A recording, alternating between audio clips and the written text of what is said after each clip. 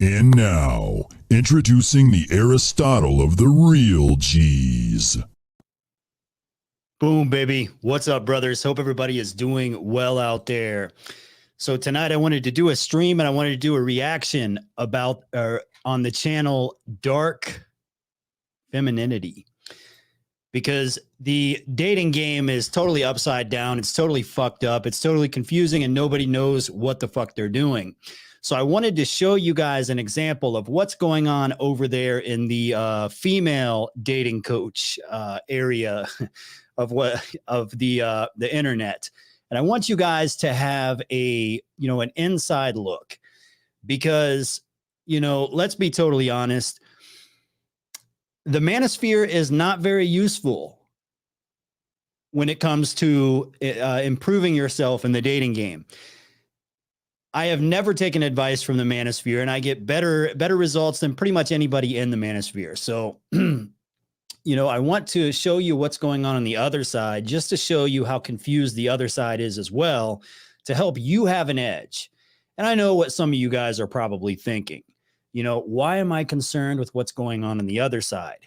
I should be concerned with what I'm doing, and that's all that matters. My own self-improvement, my own game, so on and so forth. But guys, I was a linebacker. Okay, I played defense. It was my job to study the other team and figure out ways to help my team win. So that's what we're doing tonight. All right. So first of all, before we get into that, let's see what's going on with the chat. And guys, as always, if you have a question, be sure to put a Q before the question, or if you want to prioritize it, you can go ahead and send a super chat, because that will definitely prioritize it. All right. So we got Mercator 1993 in the house. We got Marlon White in the house. He says, did you see the Andrew Tate interview with Tucker Carlson? Of course I did. Now, I don't want to get too far into the Tate thing. We've kind of, we've been beating a dead horse for a little while.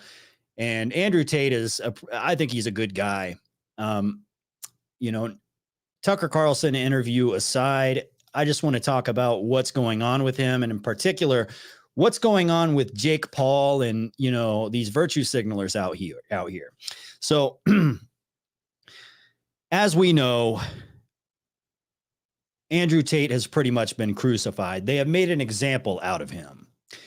And now that he's gone, and now that he can't defend himself, the virtue signalers, the Jake Pauls of the world, the beta males, the blue-pilled guys that are willing to totally sell their souls to make a quick buck on YouTube.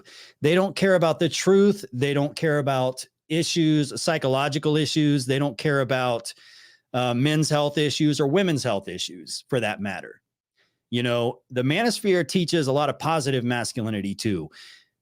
1 out of every 3 women has been abused in her life, and this causes her to have guards built up, and it requires a lot of strong masculinity to get through those guards.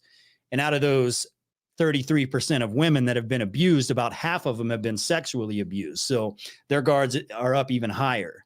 So there are some good, positive, masculine role models out there that can help people out. And I think Andrew Tate was one of them.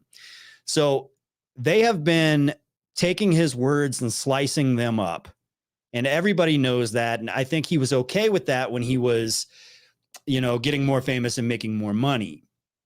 But now that he's only seeing the negative sides of it, right? It's not helping his brand anymore. It's only hurting his brand. It's not quite the same energy anymore. So I was watching a clip today where they had Andrew Tate talking about he was talking about his relationship with his girlfriend or whatever. He said, "Fuck no, you will not go to the club. Fuck no, you will not go out with those girls. You will stay home. That's what you'll do." Okay. And they chopped that up as if it were misogynistic and hateful. But let's put the shoe on the other foot for a second. Let's say LFA has a girlfriend, and LFA is about to go out with his friends. And LFA's girlfriend says, "Oh, no. I know what those guys do. I know what goes on at that club. There's a bunch of hot, horny 21-year-old girls. And I know how you and your friends were before you met me. and you want to go out with your friends to this club. Not happening. Okay. I have every right to go to that club. I can do whatever I want to do. I'm a free man, but I understand that I may not have a relationship with my girlfriend anymore when I get back home. That's the same thing Andrew Tate's saying. If you want to go out, you want to go on girls' night out, feel free. Go ahead and act like you're just a single chick. Act like we aren't even together. But understand that we are not together anymore. If you make that decision, if you break my rules, you're no longer in my house. That's not misogynistic. But we're in a time period now where standards are misogynistic. A man saying, sorry, you're not going to go out and suck dick in the nightclub. That's misogynistic. That's controlling. But, you know, that's the world that we're living in now. Shape Your Future with the $5 Canadian says, I was retaining for a week and then I hooked up with a random girl. After was the worst feeling. I will get back on it. Thank you for your content. Well, you know, I don't want you to feel down about it. I myself relapsed and I have thought about making a video about it, but I don't like making my sex life public. So I might make that like a members only video, but I think I will come out with it and give you guys the story of what happened, you know, and how I felt about it. Do we have any more questions in the chat? Let me see. I'll go ahead and shout you guys out for a minute. We've got McCader in the house, Marlon White in the house, Vagabond in the house, Christina DK, Adriana Flowers, Black Savant, Geraldo Jimenez, Liberator of Minds, Kyle Gordon, Adriana Flowers. I think I already said that. Vivian Venetia, Based Patriot Frog, Unlimited Edition, Shape Your Future. All right. Cheshire in the house. I think I already said that. No, did not. What's up, brothers? What's up, LFA? All right. So let's get into watching this video here because I want you guys to see what's going on. And now the reason why this piqued my interest, I usually listen to videos as I'm laying down and about to fall asleep at night. And somehow this channel came on. I don't know. I guess maybe the algorithm thinks she's in like the same vicinity as the stuff that I watch. And it recommended a video and it started playing it. And there are a lot of guys that send me emails in regards to relationship advice. And you would be very surprised at how similar some of these questions are, you know, and women have these kind of questions too. I have females reaching out for dating advice as well. And it usually has something to do with meeting somebody, starting a relationship with this person, or you're in the early stages of relationship and the other person gets distant. They pull back, you know, something goes on. It's just a common thing that happens. And when it happens, it kind of stuns you because you think everything's going so well. And then all of a sudden, boom, it's not going so well anymore. And it's pretty frustrating. So this is a female, I guess you could call her a dating coach, dating female dating advice. And I want to show you one of her most popular videos. She hasn't been on for very long. She only has 61,000 subscribers, but her videos are getting hundreds of thousands of views already. So women are watching and they are trying to learn. So she is basically telling the girls in her audience why they should pull back and the psychological effect it's going to have on a man. And this is why I always tell guys, when a woman pulls back on you, or even if she doesn't pull back on you, if you're just cold approaching her, you know nothing about her, always assume she likes you. Always assume she wants you. There's no benefit in, you know, thinking that she doesn't. Even when she pulls back, just think, okay, she's either pulling back because she's got her guard up and I am dangerously about to penetrate that guard and she's a little nervous. So that's cool. She still likes me. Or she's playing a game like what this dating coach is going to tell you to do. Or, you know, maybe she's totally done, but if she's totally done, you're going to know. So that's that. All right. LFA in the house. LFA, salute you, brother. I would like to speak about having casual sex while retaining. I know you guys want to talk about this stuff, but thing about retention is you don't have to talk about it. You just kind of do it. You just kind of do it. You don't have to constantly talk about it. Just experience the benefits and allow them to unfold in front of your very own eyes. All right. So let's pull this up. And I may interject every now and then.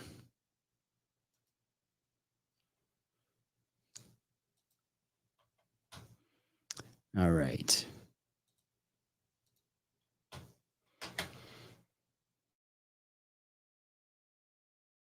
To distance.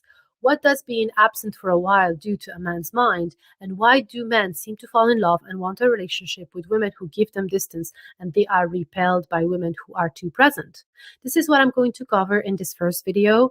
Then in part 2 of this video, I'm going to explain the right and wrong ways of giving distance, whether you are just in the dating phase or in a long-term relationship, and I'm going to give practical examples of giving a man the distance that he so craves.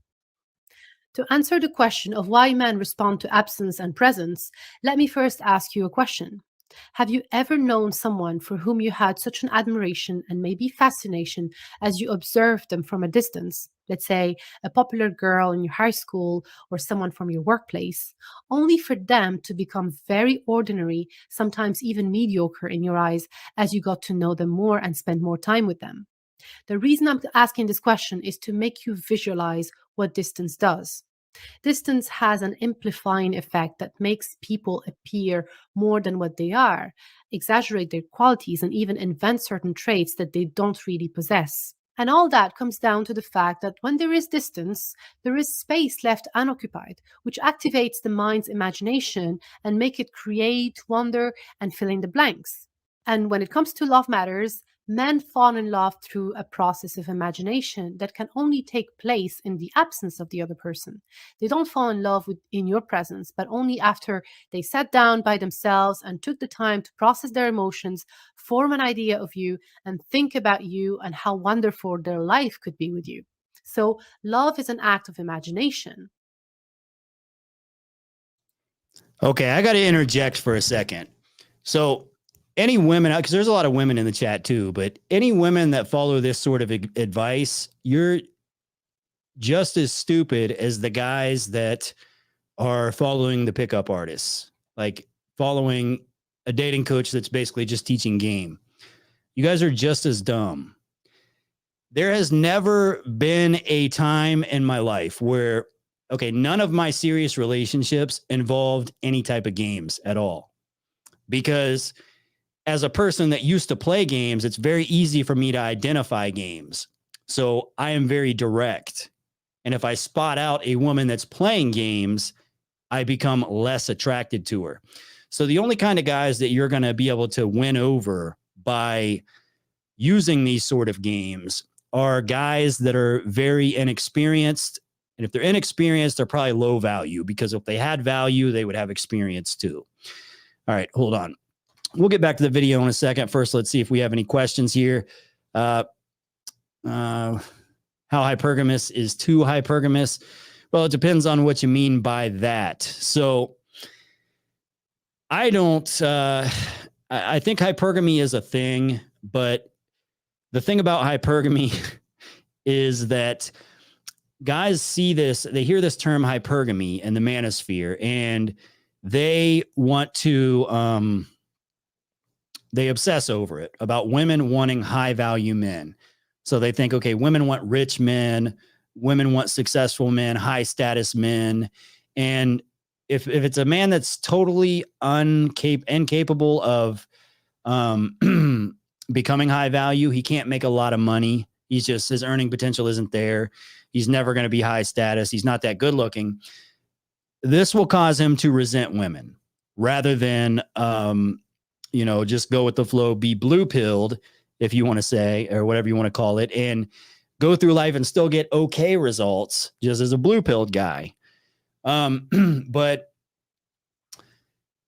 what most guys get, most guys that are able to achieve, good money, high amounts of money and high amounts of status, which is like 90% of guys are capable of it. Most just don't have the work ethic to do it. But what happens is guys start using hypergamy as their dating strategy. So they automatically start to assume that as soon as I get rich, as soon as I level up in life, as soon as I go through this self-improvement phase, then I'll get girls. And the problem is when they do it that way, they just become high value marks. Women just look at them as opportunities, like naive guys. It's the equivalent to a man, like a college age man who sees a hot, naive chick and he approaches her like he likes her and like he wants a relationship with her. Then he just smashes and then he just breaks her heart and leaves her. That is the same thing as a woman who pretends to love a man just to dig her claws in him, get his money, and then get what she wants and get out.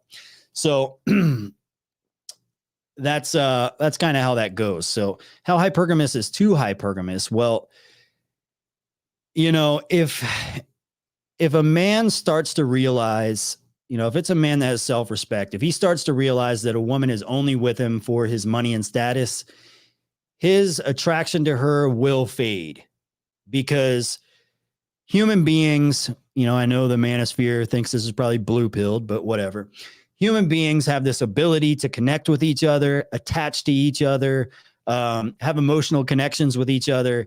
It's just the way that it is. So if a man starts to feel like a woman is just using him for his money, eventually he's going to, he's going to wake up and he's going to want to split up with her. Hope that answers your question, but it's kind of a complex issue. All right.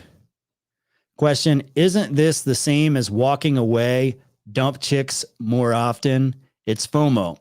That video was total satire. If you're talking about my dump chicks more often video, I had an accent. I was literally like speaking like I was a different person in that video. It was supposed to be funny. There were nuggets of truth. For example, I was saying, if a woman if you're just not compatible with a woman, don't be desperate and stay with a woman you don't want to be with just because you're thirsty and you don't think you can get another one. Dump her and find one you're more compatible with. But it's not about dumping her just to make her want you more. Bill Burr skit.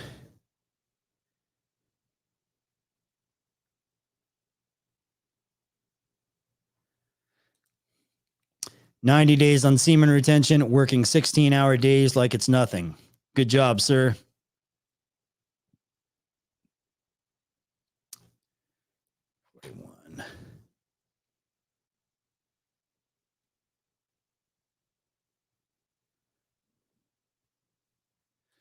All right. Q, what are your thoughts on the importance of understanding war and strategy as a man? I found the story of Oliver Cromwell V interesting, for instance. Well, I've never read that story. I don't know about that story. The importance of understanding war and strategy as a man. Well, obviously you have to be competitive as a man. There's something much more important than learning game, cold approaching, social skills, learning female nature, and that is self-improvement. Okay, I was going to make a video about this. I haven't made a video on my main channel in like 3 weeks, but maybe I'll do that after I'm done with this. But there is self-improvement is by far really the only thing that you need. So when I was probably like 18 to 23 years old, that was probably my rock bottom phase of my life. So I played sports in high school, and high school was like pretty good. But after high school, I kind of let myself go. I was drinking beer, smoking weed, eating pizza, eating McDonald's, screwed up, just fucked up all the time. And the women I was dating were low quality. My friends were low quality. Everything was low quality because I was living a low quality lifestyle. And then at 23 years old, I decided to change everything up. So I met a decent girl and made her my girlfriend, a decent human being, not like the, trashy hose that I was running around with in my party days. And then I decided to swap out my bad habits, like swap out the drugs and alcohol with the gym and eating a clean diet. I decided to swap out the partying and the nightclubs with working 60-hour work weeks and going to college full time. So I'm working on my body, my mind, and my financial situation. And I really wasn't even leaving the house other than just to work or go to the gym. So I had no social life, no cold approaching, no gaming women, no anything like that. And after about 6 months to a year, it was night and day. After I stopped doing the stuff the manosphere tells you to do, that's when my social status went up. That's when women started whistling at me when I walked by them. That's when, my options with women just went up just drastically. It was when I stopped trying with women and started focusing on myself and the self-improvement. And I know there's a lot of guys that say, well, that's not true because you got to learn game, man. It's all about game. Everybody has game, right? You just got to have game. But when you stop with the game stuff and start taking life a little more seriously, that's when you're going to get the results. But everybody should, should definitely learn strategy. I would say to be competitive, but not so much in a way of like the way the manosphere teaches you. It should be more of like a, how to level up in life type of deal. Women come along with it. Women. Okay. The thing about game that I'll say is that game is kind of a strategy of trying to influence women to follow your lead, whatever your lead might be. That's what game is. You want to lead a woman to your bedroom. You want to lead a woman to a relationship. Well, learning game is how you learn to lead her to do that. But the truth is, you're not supposed to learn how to get women to follow your lead. You're supposed to be a man that women just naturally want to be led by. When a woman loves you, which means she respects you, that's all that means. Okay, women follow the lead of men that they love, and women love men that they respect. So as long as you are a man that is somebody that she respects and she wants to follow the lead of, the effort, you don't have to put an effort into learning how to teach her to do it. That's just should be common sense, but most guys just don't get it in this day and age. All right, let's get back to this video again. People and man in particular, the real you. And if you think about it, love could not be any other way because no one would ever fall in love with anyone if no element of fantasy and imagination was involved. The real version of a person with good and bad traits is too much to handle in the process of falling in love. And I would even add that not very appealing at first for most people. There is even a famous quote by a French singer named Serge Gainsbourg, which goes something like this: "We love a woman for who she is not, and we leave her for who she is." And I find that this quote conveys well the idea that a man falls in love with the image he has formed in his mind of a woman. And that image is mostly the result of his imagination more than it is grounded in reality. Jordan Peterson also said in one of his lectures that men fall in love with a woman because she is the manifestation in real life of the eternal image of the female perfection. Again, an idea a man has in mind of what female perfection is. And if that's the case, too much of a woman's presence inevitably breaks the spell of imagination and makes her appear more ordinary and less divine. And depending on what stage of the relationship a woman is too present in, it kills attraction and makes love almost impossible to attain, or makes love die if the two involved were already in love. This is why the 17th century French courtesan Ninon de l'Enclos said, "Love never dies of starvation, but often of indigestion." It is having too much of you and your presence that kills the attraction. Now, let's break down how distance, through activating a man's imagination, works to intensify attraction and desire and make love grow stronger. Of course, a prerequisite to this process is an existing attraction and or love dynamic. So if you are dating someone, you have to have established an emotional bond with the person, which means that if a man was not that into you after a first date or a few dates, no amount of distance and space will reverse that. And if you are already in a relationship, it is already established that there is a certain level of love. So the point of creating distance is to revive and intensify the feelings of attraction and love. Number one, imagination amplifies your good traits. The mind has a tendency to fill in the blanks when it does not have the full picture through the process of imagination. And it does that with rather positive traits. So when we take some distance from someone, we create a space for the mind to start filling the blanks, and this naturally makes us appear better than we really are, exaggerating our qualities, or even inventing qualities and positive traits that don't always have a basis in reality. Now, is it not too dangerous to make someone fall in love with an image of us that is not exactly who we are, you may ask? Well, dangerous or not, this is how love happens, at least on the first stages of love. Then the person starts to discover the real you and either accepts your flaws and fall in love even more, or does not accept your flaws and fall out of love. Number two, imagination triggers the feeling of missing the other person. Desire comes from the absence of something or someone from whom we got pleasurable feelings previously. The feeling of desire cannot be triggered in the presence of the other person, but rather when the other person is absent. So your physical absence alone will create desire for closeness and interaction in a man. And imagination crystallizes this desire by making a man think of you and the way you made him feel and how happy and comfortable he was with you, and the time you spent together, the things you did together, and the effect of your presence in his life, and inevitably incepts the idea of wanting to feel that way again. Number three, imagination makes you appear as a challenge.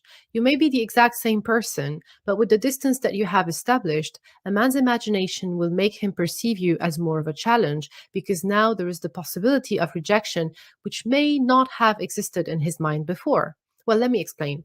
When you are no longer around and easy to reach, you become less and less predictable as time goes by.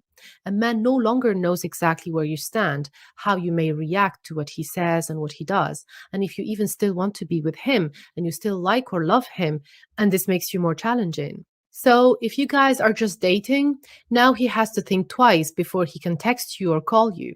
He has to put more efforts into whatever he does because he's less sure of what you could think and how you would react. He's overall a little bit more insecure about you by the simple fact of your absence. And if you are in a relationship, he's still a little bit more insecure about you because he's still a little bit in the dark as you go spend time on your own or with your friends. Who knows who you can meet and who. Okay, so I see a lot of the girls in the chat are agreeing with what she's saying, and it sounds like good advice, and it makes sense. But the problem is, if the guy that you are talking to, the guy you're trying to use this on, has a lot of other options, you know, I'm gonna be honest. I think I'm a pretty average guy, but everywhere I go, there's places I go throughout the week. I go to the gym, I go to work, I go to the grocery store. Sometimes I go to bars. Sometimes, I go to places throughout my week, all these different places on a regular basis. And, I run into the same women all the time. So women take the time to get to know my name, to say hello to me when they see me, to say goodbye to me when I leave. They really want to have these interactions, and it's very obvious that if I want to be with one of them, it's not hard for me to make a move, give them my number, and we can take things to the next level. So any guy that is like average or above average is going to have so many options. And if you give him a lot of distance, he's going to start exploring those options. Not because he necessarily wants to. He might want to be with you. But the other women are going to, if you're giving him too much distance, other women are going to feel like they have a chance. So other women who are going to be aggressive and competitive with you are going to step in and try to take him away from you. So, and as a man, okay, men have flaws. Like women have flaws. They're too emotional. They break down. They're up and down. Men have flaws too. We think with our dicks. We really do. It's not a lie. Like it's not just a stereotype. So if a woman is very distant and she thinks, okay, this is going to make him want me more, it's going to work to a certain degree, but he's still a man and he still has his needs. So while you're being distant, he's going to be fucking another chick. And you have to deal with that because your strategy was to not fulfill his whatever needs he wanted. You wanted to be distant instead. So I don't think it's a very, very good strategy. Viviana Venetia, how available is too available? Well, that's like saying how needy is too needy, because you're only needy as your needs that aren't being met. So how available is too available? If a man needs you to be available all the time, then you should either be available all the time or you should move on to somebody else because you're not compatible. So it's just, each relationship is different. Each breakup is different. Each approach is different. So you can't really answer that. I can't answer that. I can give you my preferences, but they may not be the same as everybody else out there. All right. Any more questions? You know what? I'm going to put this link in here so we can start taking calls.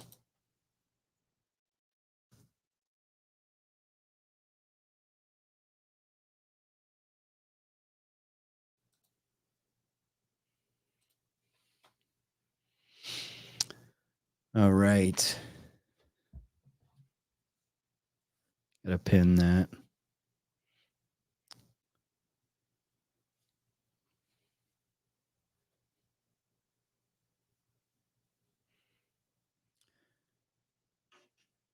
The only channel on YouTube that keeps it real. This is the LFA show. All right. All right. The link is at the top of the chat, guys. If anybody wants to call in, feel free to do so, and we can do that.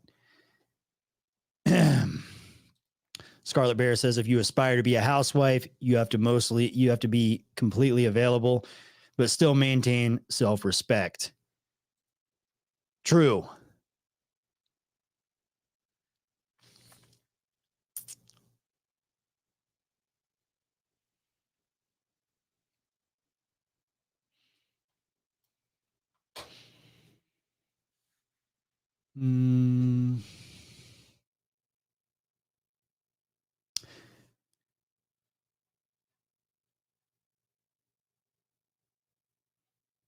All right.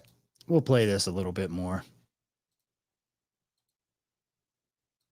I'll go ahead and play the rest of the video. Is talking to you, who can influence you, and make you see other options. Number 4, imagination plants a small seed of fear of losing you. In the same way distance has created the possibility of rejection, it plants the seed of fear of losing you altogether. So if you are dating, the more distance you maintain, the more he fears that you may have lost interest in him, maybe you met someone new, or that you are considering exploring other options. And if you are in a relationship, the distance you create will make him at least consider the possibility of losing you and no longer taking you for granted. And in both cases, when you come back and get closer, his relief will be even greater, and that will intensify the feeling of love. Number 5, imagination makes him wonder about you. Your constant presence never left any space for him to wonder about you, as he knew everything about you and your whereabouts and your plans. Again, if you are dating, your absence will leave him in the dark, and he can't help himself but wonder what you're doing, what your plans are, and what's happening with you. And if you are in a relationship and you see each other every day, you can still have a similar effect by creating space throughout the day, for example, by avoiding to call and text your man during the day. In both cases, it's very healthy for a relationship with a man to get him to a point where he wonders about you, because you will occupy a space in his mind that would otherwise be occupied by other things if you were constantly on his face. And if you are in the dating phase, he might start wondering if you are happy or sad without him, if you are lonely or having the time of your life. These questions, left unanswered, could drive him mad and make him want to contact you and look for ways to meet you. Maybe to feed his curiosity, but also because it hurts his ego to see that you seem to be doing just fine while he's constantly wondering about you. And number six, creating distance conveys a strong sense of security and confidence in yourself by giving a man his freedom.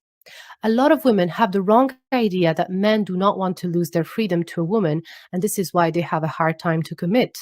But I have seen many men very happy to lose their freedom to women who seem to have one thing in common.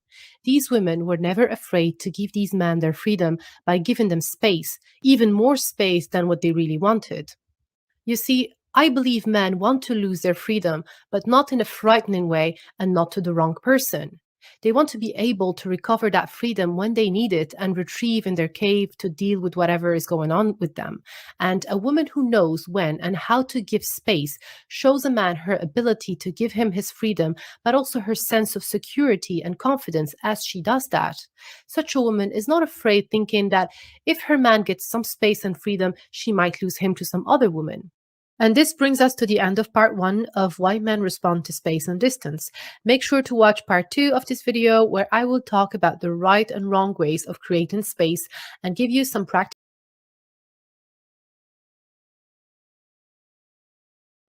We will just leave that one be.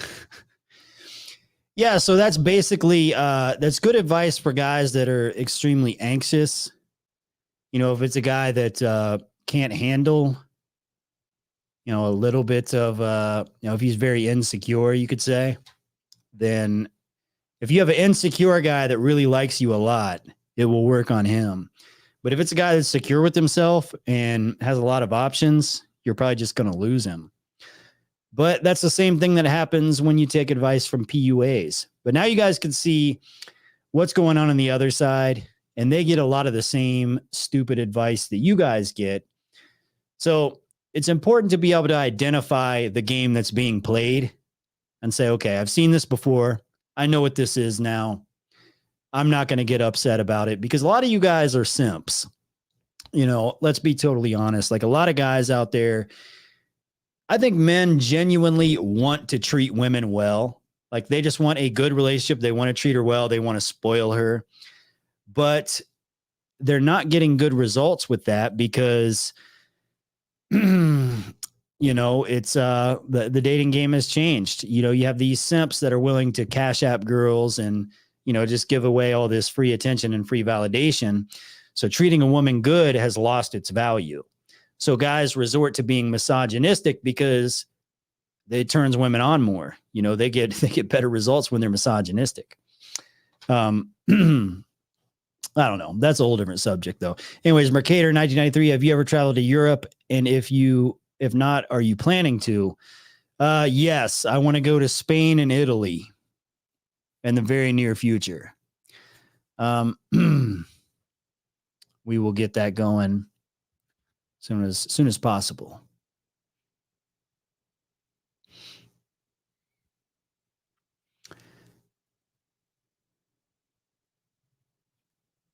How to be manipulative. Yeah, it is manipulation. The thing about it, you know, a woman that pulls back and gives distance as a strategy to get a man to want her more, it might work. Like, it might trigger his anxiety or whatever if he's like a sensitive guy, you could say, but it's just a temporary deal.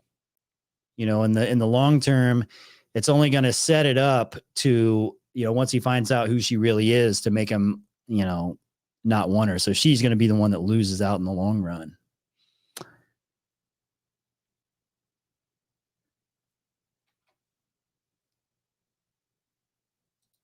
LFA, do you exclusively date black chicks? What makes you think that? I date all kinds of chicks.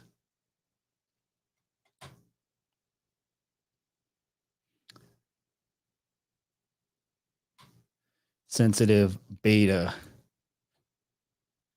Joe Schmo.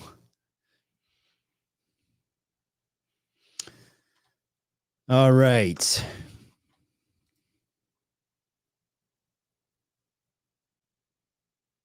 And now, introducing the Aristotle of the real G's.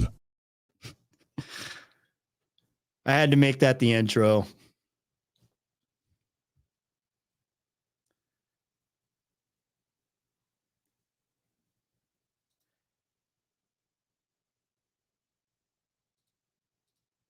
LFA, you remind me of Justin Waller a little bit. I don't know why I remind you of Justin Waller. You know, I'm sure Justin Waller is a cool guy. I have nothing bad to say about Justin Waller. But I watch his content, and I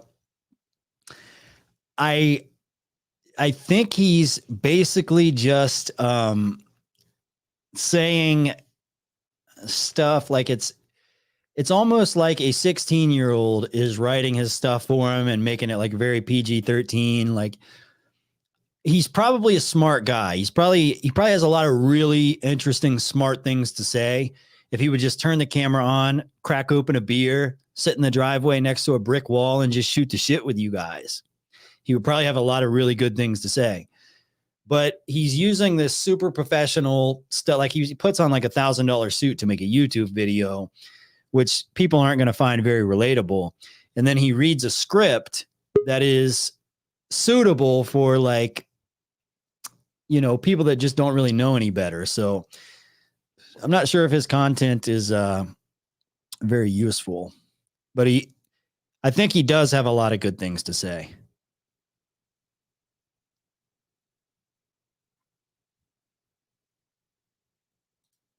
I think his content's pretty vague. Yeah.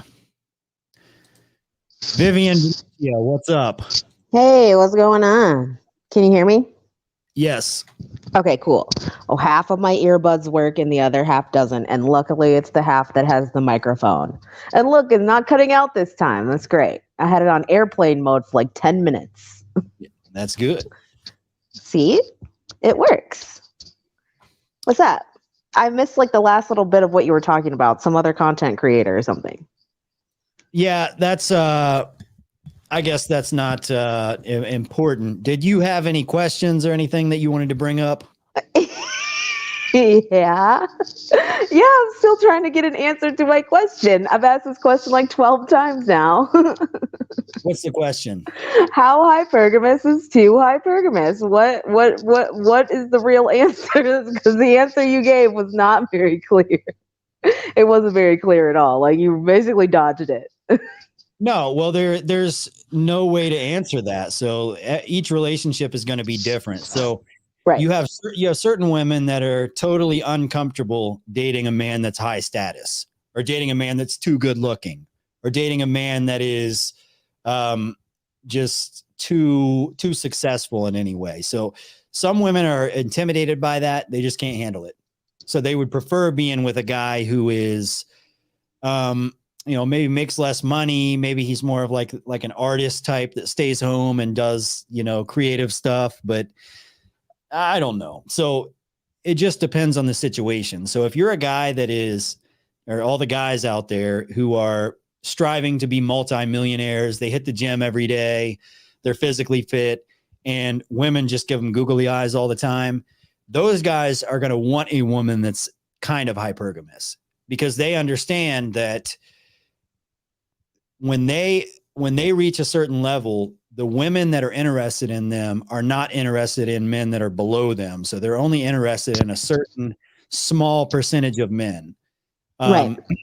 So that's kind of the dating market that they're in. So there is no way to answer that question. It's a complex issue. I wonder if there is. I've been playing around with this idea of like the Goldilocks zone, like, this whole, it's like a science thing. Like, the Earth is only able to sustain life because it's a certain distance away from the sun. If it was any further away, it would freeze and life would end. And if it was any closer, we would all burn up and life would end. So I've been playing around with this idea of the Goldilocks zone, and like there has to be some kind of midpoint. First off, I don't know if hypergamy is even like a legitimate theory. It's never been scientifically proven to be a fact. There are people who have noticed, okay, humans, because we're talking about human beings, they've taken all the hypergamy studies from like lesser animals like worms and flies, fruit flies and stuff, and they're saying that this is human behavior, which no, that can't be real. But if there is such a thing as hypergamy, it was probably instituted by men, because the males of the family, when the family unit was intact, were the ones that determined whether or not a mate was suitable for their daughter. You had to approach a man's father in order to get that girl. And if you didn't come with something, you didn't get her. You know what I mean? Yeah, well, but you can look at just like the monkey brain of a human being, and you can see that men who are singers, rock stars, professional athletes, high status multimillionaires, they have been lining up by the thousands every night. Is that because of a natural instinct, or because of the way people have been conditioned? If you go back in time, that was not a thing until like Elvis Presley and like the Beatles started that. That was not something that was observable in history before the 50s. In fact, the history of the bard, they were always considered like the lowest rung of society. If the way that you made a living was to go around singing songs and playing a lute, you were a loser. Nobody wanted you. And you were likely also some type of criminal. And they very often were noted as being like diseased. They were not highly sought after people in society. That's true. And they didn't have organized sports back then. They had like gladiators and things like that. And those guys were typically slaves. Yeah, they were slaves. They were not people to be revered. You didn't want to be like them. Yes, but that's because they weren't getting paid and they weren't being celebrated. So back then it was like the royalty that was celebrated. So it's not necessarily what they were doing. It's the way society treated them and that elevating them to that status. So I think women did want high status men. I just think high status changed. Well, and it's interesting that you brought up royalty, because this whole Victorian mind frame that people are molding these ideas after, it's something that people in the Victorian era were striving to emulate the wealthy, and so women became objects, like ornaments of the home. And a lot of these women that were able to live that type of lifestyle in that time period had a ton of maids, and they didn't do anything. They were just there to lend their presence to the status of the man. Because a man could maintain a woman and she could just sit there and do nothing, that made him more powerful in society. So then he could gain an audience with like the prince or the regent or the duke or the whoever. Yeah. Okay. So I don't think that it's the actual status that women are attracted to. It's the characteristics that bring on that status. So I think women, I believe that too. Yeah. That are dominant, ambitious, competent, aggressive, confident. Mm-hmm. These are the traits that women are typically attracted to. And guys that have those traits tend to make more money. They tend to get more respect amongst other men. They tend to be higher status. So, I think hypergamy is just a term that's used to kind of help guys understand that they need to make something of themselves if they want to be good with women.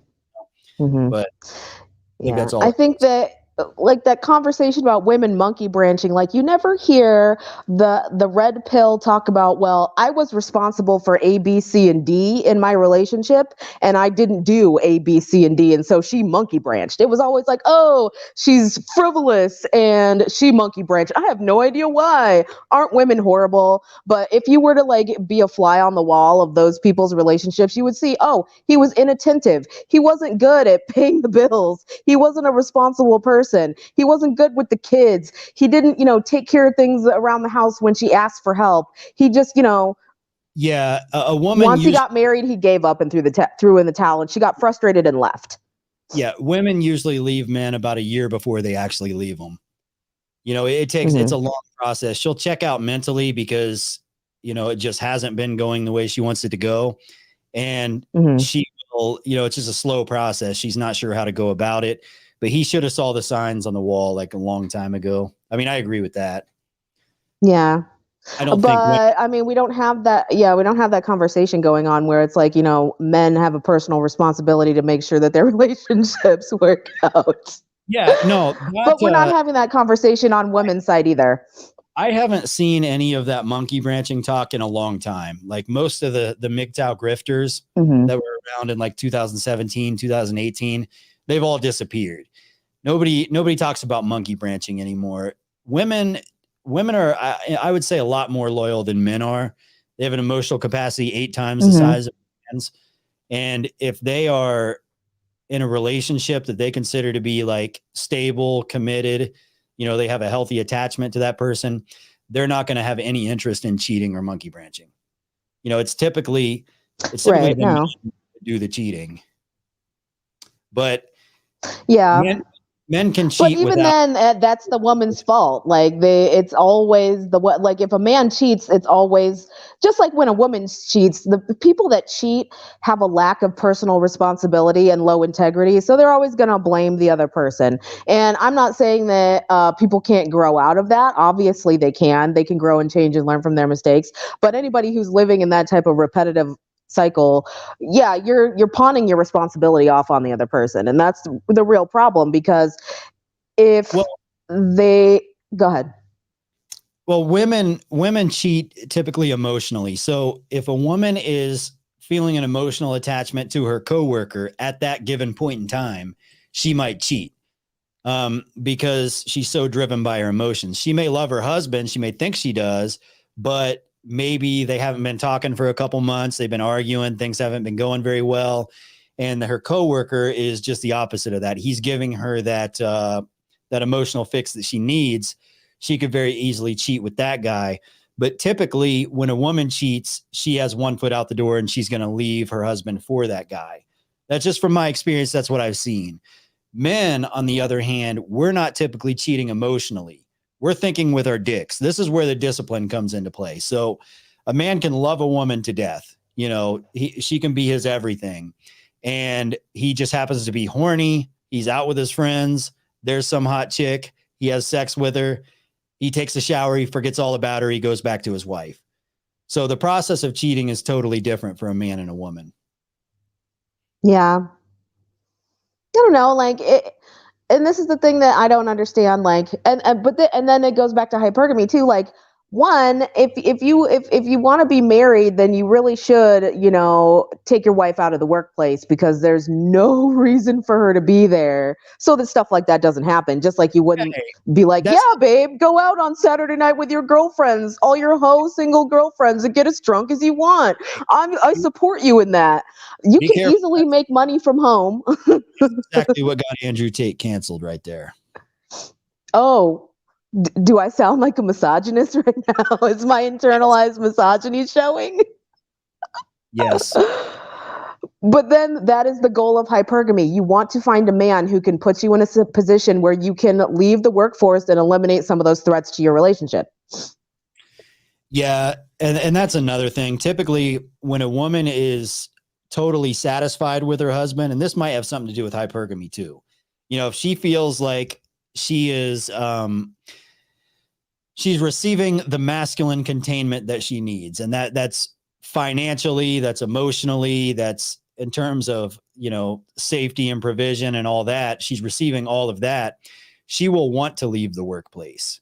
She will want to stay at home. She won't want to be around other men. She'll just want to be a good wife and mother. But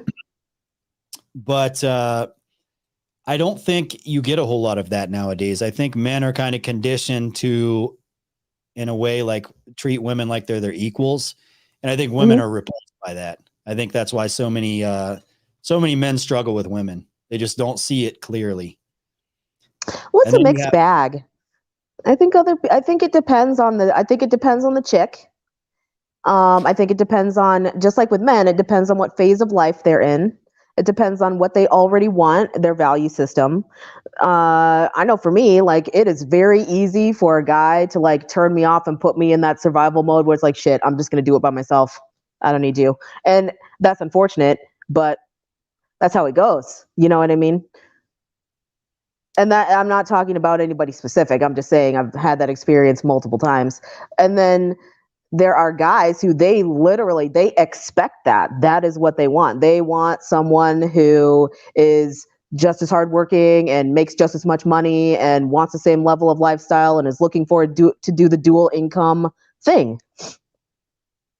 Which, with the internet, that's not impossible. You can still be a stay-at-home wife and run a successful business from your home, and handle all of your other responsibilities. You can automate 98% of that stuff.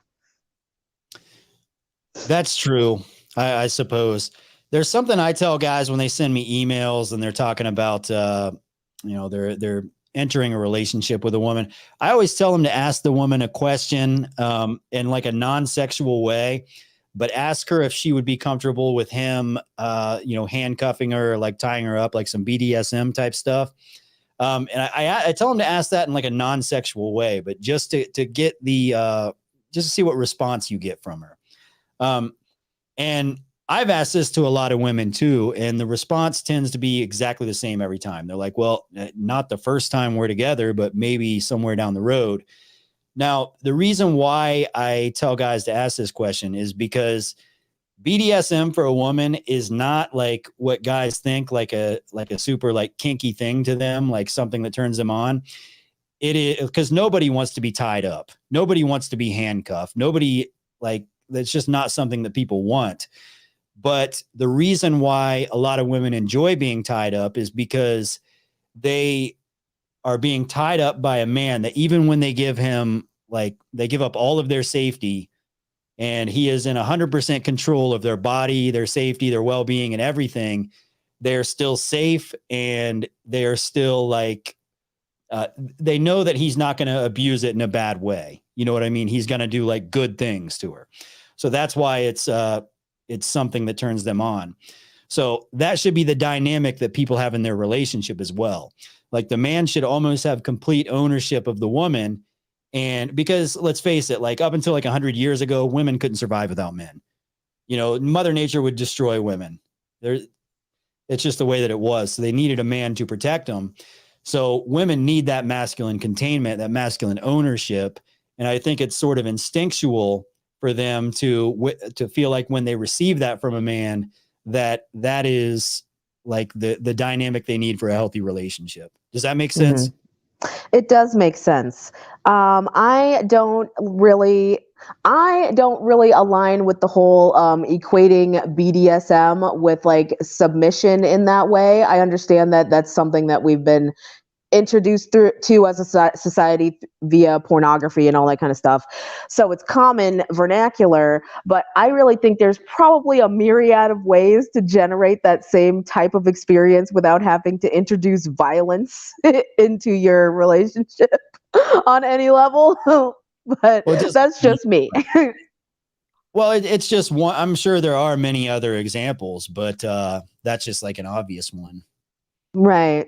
It's the most obvious because it's the most common thing. Like I talk about that topic of submission and surrender and all that kind of stuff a lot. I've thought about it a lot for years and years and years and years. Like, okay, the kind of dynamic I want to have in my relationship looks like this. And this word submission, because of the BDSM culture, has been completely corrupted. So, it's the first thing people jump to. The BDSM thing, women typically call their guy that does that to them their daddy, right? He's their daddy. And there's a reason it's full submission. And the reason why I tell guys to ask women that is because if they respond, if they're okay with doing that, then they know for sure that she views him as that guy. Like he's that guy that she wants to be submissive to. Because women aren't going to let just any fucking creep, any weirdo, tie him up. You know what I mean? She's not gonna be okay with that happening. But if she views him as the guy that, you know, that she wants to be submissive to, then she's probably going to say yes.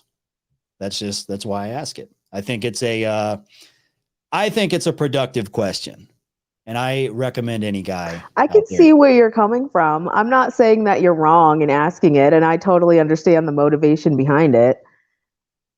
I'm just saying, from my perspective, this is the phenomena that I see in real life, is that people are equating things that maybe, in my view, don't necessarily need or are required to be equated, and sometimes they are not actually copacetic, if that makes sense.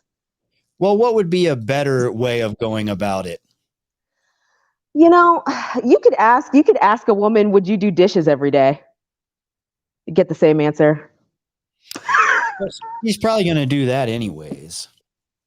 And there's a lot of women who won't. Well, I think women are brainwashed, and if you were to ask something like that, and now sometimes women are turned on by that. Like, I'm going to be honest. I've told women, like, get your ass back in the kitchen as a joke, and they like it. Like, it turns them on because they're not used to guys speaking to them like that. But at the same time, a lot of women are brainwashed. And if you ask a question, like, I guess it depends on how you ask it, but like, how comfortable would you be doing the dishes every day? Making sure there's no dishes in the sink. You know, they're going to take that as, I do that every day. A lot of them would be offended by it. You know, it takes some time to train them, you know, to groom them and to become. It takes women no time to learn how to do the dishes. You do it when they're like kids and you make it a habit, and then they do it. Well, I think the feminist programming is, there's something about doing the dishes that it's just so triggering to women. Like, you should, if you ever actually get on Twitter and just hang out for a week, you'll see it. There are women who will rant for paragraphs and paragraphs and make threads about how horrible it is that a man doesn't want to do house chores, and that the dishes make or break your relationship type of arguments. Like, there are women who have destroyed their entire relationships, their entire marriages over a sink full of dishes. Yeah, well, I would never expect a woman to pay the bill when we go out to dinner. I would never expect a woman to change a tire on her car, or change the oil in her car, or take out the trash, or even mow the lawn, or cut a tree down, or fix the toilet when it breaks down, or, you know, anything. I would never expect a woman to do any of that, but I would expect a woman to do the more womanly things around the house. Right. I think that's normal. Well, and see, I got a different kind of, I was raised around a lot of really masculine men, and I was taught how to do a lot of things. Like, I know how to change the oil in a car. I know how to change a tire. I know how to change a spark plug. I know how to change the headlights. I know how to change the fuses in a fuse box in an automobile. I can look at a schematic and tell you where all the parts go, all that kind of stuff. But I also know I'm not physically strong enough to do it, which is why I know I need a man. Like, today, we got this lawnmower, okay? And I actually found the lawnmower, and we brought it back to the house. They were giving it away for free. And I was like trying to start it. We had to call a guy. He was like some random HVAC guy doing work across the street at somebody else's house. And we were like, hey, can you come help us? Me and my roommate, another girl, it was two of us trying to pull this cord, and we couldn't get it started. Two of us. You know, turns out it needs a new spark plug, but whatever. But just because I can do something doesn't mean that I want to. It doesn't mean that I'm going to be like, I'm going to do this and I can do it better than a man. It's just, these are useful life skills. You know what I'm saying? I think most men would be intimidated by a woman that knows how to do, you know, masculine stuff, because they would feel like he's more man than them. It would make them feel emasculated. Yeah. And I've actually seen both sides of that equation as well. So I had an experience years and years and years ago. I got a flat tire, and I I let these guys change my tire, okay? But they did it wrong. They did not screw the bolts on in the right order. And so I drove away and I could feel the tire wobbling. I had to pull over and re-screw it, like jack my own car back up and put the bolts back on correctly so that I could drive. And I was out of state going back to my home state when that happened. Like, there's no way I'm going to like just let that be okay. But I didn't let them see me do that either. I drove far enough away so that they wouldn't feel bad. But that's, I mean, it is intimidating, but that's not my fault. Yeah. Well, let's see if there's any questions in the chat.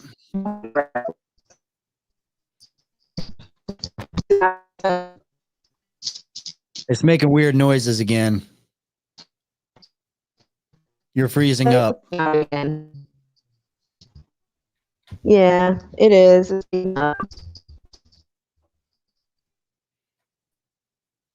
Oh, can you hear me? Not really. I can barely Hello? hear you. Are you frozen? Hello? You're frozen up. Yeah, you sound like a robot. It sounds Yeah. all robotic. I think it's Yeah. coming back clearer now. Can you hear me? Yes. Okay. Anyway, I don't know if you caught that last part, but I'm not going to repeat it. But yeah, that kind of stuff has bitten me in the ass for most of my life. And part of me is really glad that I have the skills that I have because it saved my ass a lot of times. But then the other part of me is like, damn it, why did they have to show me all this shit? Why did I have to be the one that was like, oh, I can figure out how to do this and I can be successful at it? Yeah. Well, I guess it's useful to have. It is. You can marry a nice beta male that doesn't know how to fix the car, and you can teach him how to do it. I don't want to do that. I think it's much better to just like play dumb and be like, I don't know anything about that. I don't know anything about that. Forget everything I just said because I don't know anything about that. What's a car? I don't even know how to drive. I don't even have a driver's license. No, I think there's something to that, though. I think a woman playing dumb and playing naive is something that men find attractive. I think it's a good strategy for women. It's kind of a weird thing to do on one hand because, you know, women get a lot of messaging about being capable and, you know, it's mainly women beating up other women about this. Like, oh, well, if you're not going to be a boss bitch, then you're a traitor to female society and da da da da. Women bully each other more than anybody bullies anybody. And, you know, when women see other women submit to men, they get really angry and jealous and triggered and weird about it. Like they are so weird about it. It's really weird. Well, you know, it's the same way that beta males get mad at alpha males because alpha males are sleeping with all the women. And it's like, you guys are corrupting society. You guys are, you're just, you're ruining these women for us. And it's like, it's not their fault that they're superior to you and they can get any girl they want. And the women just happen to like them and they're expressing themselves to these women. And I think women that are naturally submissive and naturally feminine, they get better results than the boss bitches. Obviously, men aren't attracted to boss bitches. And the boss bitches just can't figure out why the men don't want them. You know, they've done everything that feminism told them to do. They've went to college, they've started their careers, they're doing so well in life, and men are still choosing the 19-year-old bimbo that doesn't know what the hell she's doing, doesn't know anything about anything, and they can't figure it out. But you know, it's just and a lot of times that like bimbo is way more manipulative than you would even think. Like she probably is way smarter than you would ever give her credit for. She just knows to play dumb and not be dumb. Well, regardless, she's getting the results. Whether she is dumb or just playing dumb, it's working. That's funny. Oh, and the whole boss bitch thing. I have met several couples, several very upwardly mobile couples that the woman is a high earner and the man is a high earner. They might earn somewhere close to each other, but she is still definitely 100% in control of the situation, and but he's paying all the bills. I'm wondering, where does this dynamic come from then, if men don't like boss bitches? I think that's just men with no standards, and they desperately want a woman in their life. So they think that the route to go about that is to, just let her have her way. But I think women are repulsed by that. I think women ultimately divorce men that do that. I think that's typically always what happens. Maybe. I don't know. I haven't seen a lot of couples divorce because they're too rich. I've seen a lot of couples divorce because they don't have any money at all, though. That goes back to the hypergamy thing. When it comes to your just annual income, you could say women don't typically date men that make less than them. It's just very rare to happen. Statistically, it just doesn't happen very often. So if a woman is making a lot of money, she's making over 6 figures a year, her dating pool is very small. So you may meet a guy that's just super beta. He's never had a girlfriend before. He's been focusing on his career. He's, 32 years old, and he has no idea how to be like, the guys that she fucked in college that had no desire to be rich. They were just, the dumb jocks and stuff. But he has no desire, or no knowledge on what it takes to be like those guys. So he just thinks that, he can kind of be a nice guy and fit in and make the relationship happen. But because her dating pool is so small, she might get with him and marry him. But what she's attracted to and what she's aroused by is the guys that she was fucking in college. So she's always going to have that sort of desire to be with a guy that's like masculine, more alpha. So I don't think those relationships typically work, but I think that's how they happen. Just because her dating pool has gotten so small that most of those alphas that she's attracted to never reached her level.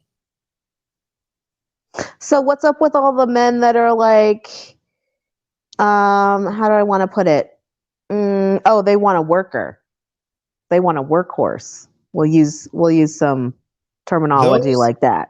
I think that's a small percentage of extremely lazy guys. And I think that's kind of like a fantasy that's never going to come true. I mean, it may come true every now and then, but statistically, it's just not going to happen. You're not going to have like a good looking, high earning woman get with a guy that's just lazy and just expects a woman to be the breadwinner. It's not. But it happens. I've seen this. This is what I term bum lovers, because generally this doesn't happen to upwardly mobile people. This happens to people that like neither of them got shit. You know what I mean? Like, Yeah. And old boy is like sleeping on her couch and using all her food stamps type thing. Yeah, I mean, this is the ride or die situation. That's why I hate that term.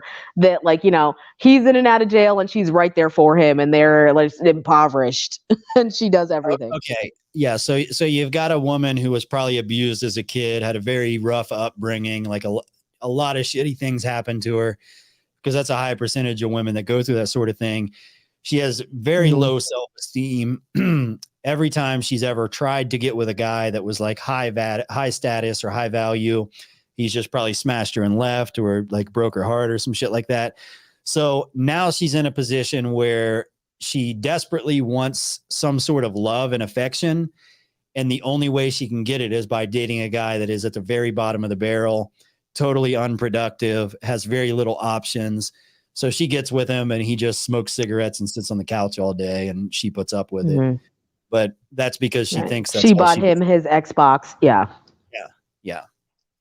I mean, that happens, but I mean, I've seen a lot of that. But I also think that's because the dating pool is so messed up now. We've got a whole society of people. Well, so on the women's side, everybody's hormones and mentality and attitude is messed up because of birth control. They're out of control, they're way too overweight and way too a lot of things that they shouldn't be. Huh? That's misogyny. Say that again. That's It's misogyny. misogyny. God, I'm such a misogynist. I'm a misogynist. Oh, well. Oopsie. But, and then on the other side of it, men, like my roommate and I were talking yesterday, in fact, and she was telling me how she's in love with the try guys. Remember the try guys? Those 4 guys are like, are they gay or are they not? But they just try stuff. They all took this, and I was telling her about that episode where they all took a testosterone test and they all came out with like testosterone levels below like that of a 60-year-old man. Like, and that's what women are working with. Like 80% of guys are that. Yeah.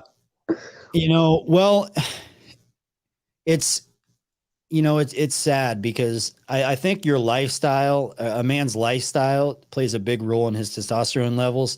Mm-hmm. I think your body sort of, this is total pseudoscience, total bro science, but I think your body kind of adapts to what it needs to some degree. Right. So let's say a guy were to grow up as an athlete, right? He's like a wrestler, football player. So he's fighting people, he's lifting weights, he's hitting people all the time. He has to have the courage to collide with other men and potentially break his bones and, things like that.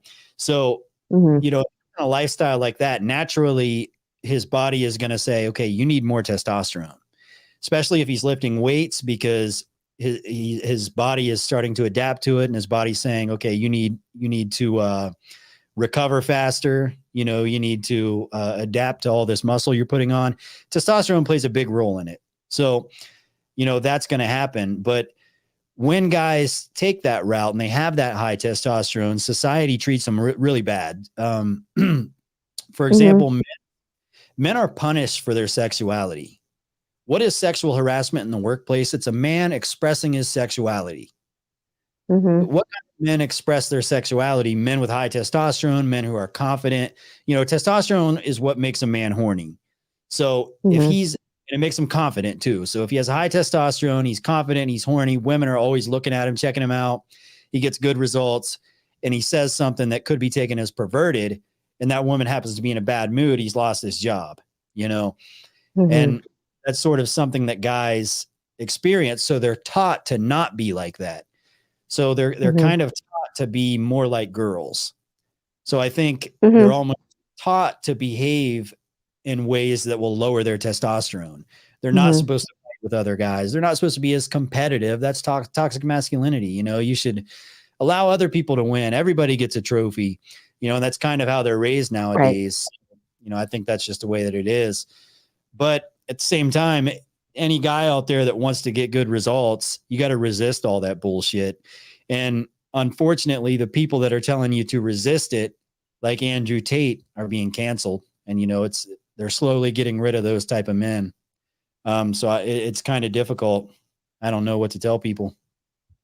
It's funny that you bring up sexual harassment in the workplace, because the first time I was ever sexually harassed in the workplace was by a woman.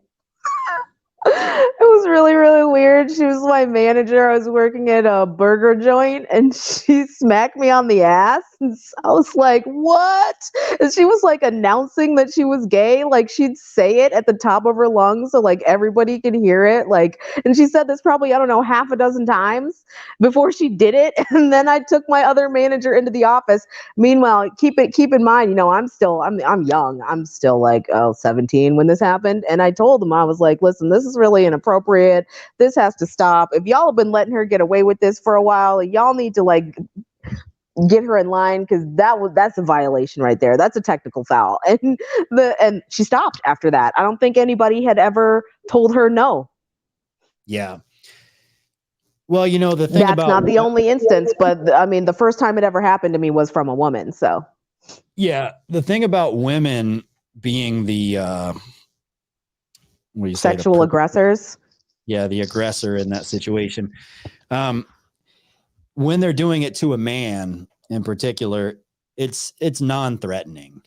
Men take everything as a compliment. Like if a woman is like tells a man he has a nice ass, he's just gonna laugh. It's a compliment, because women are non-threatening.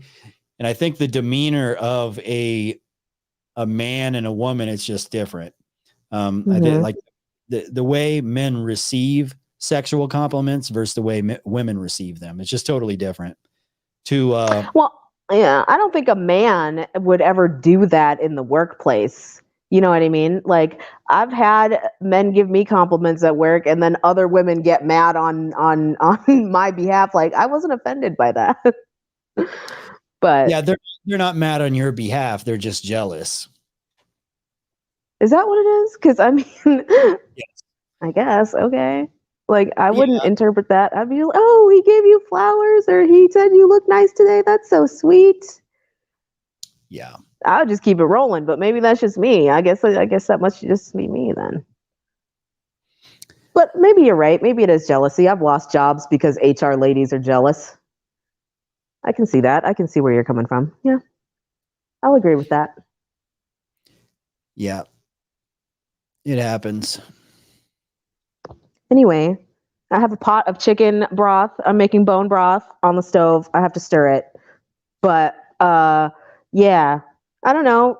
I still haven't I still want to know like how hypergamous is too hypergamous. How hypergamous is too hypergamous? If you seriously, hypergamy is so high that the men you're attracted to are not in your dating bracket, then that's too hypergamous. but then like, so what about the guy who like dates down like way too far?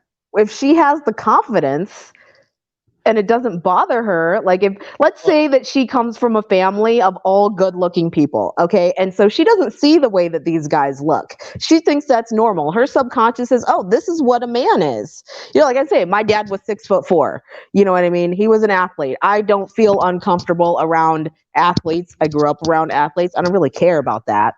Women, but like, I mean, men and women both like to date their sexual market value equal, but men's sexual market value. No, they don't. Because if a guy is a 3, he wouldn't get with a 3. He'd be like, oh, you're, yeah, no. That's not true. I'm not saying look scale.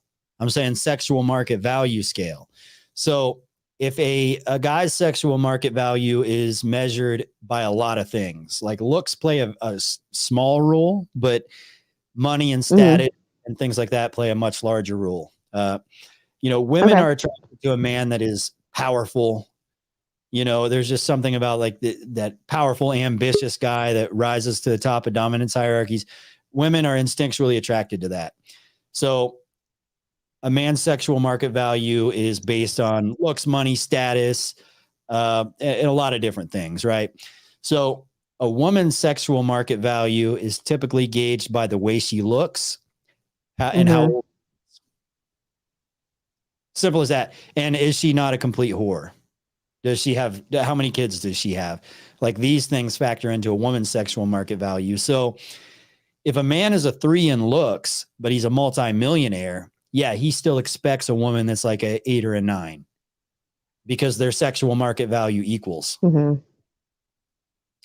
But if a man is a 10 out of 10 in looks, then he may settle for a woman that's like a 7 in looks if he doesn't have enough money and status or something like that. But I think people psychologically, they go after somebody that they consider to be their equal because it just causes too much anxiety when you feel like somebody's too good for you. You know, I don't know if that like feeling like somebody's too good for you thing has everything to do with the SMV thing, or it's just where your mentality, you're emotionally at, you know what I mean? Like, well, and that goes back to my question, like, because I've seen this guy, like, okay, the guy is really, really good looking and the chick that he's with is not, but he's in love with her. He's head over heels in love with her. It can happen, but there's probably a lot of stuff that goes on behind the scenes. She's probably, you may not see it, but she's probably throwing fits all the time, every time a woman whistles at him. And, every time women are kind of sneaking behind her back and trying to get with him, things are happening. He may not intentionally. So then how does she keep that guy if he's If he's so valuable and she's freaking out about it and other women are sneaking behind her back, how does she keep him then? I don't get it.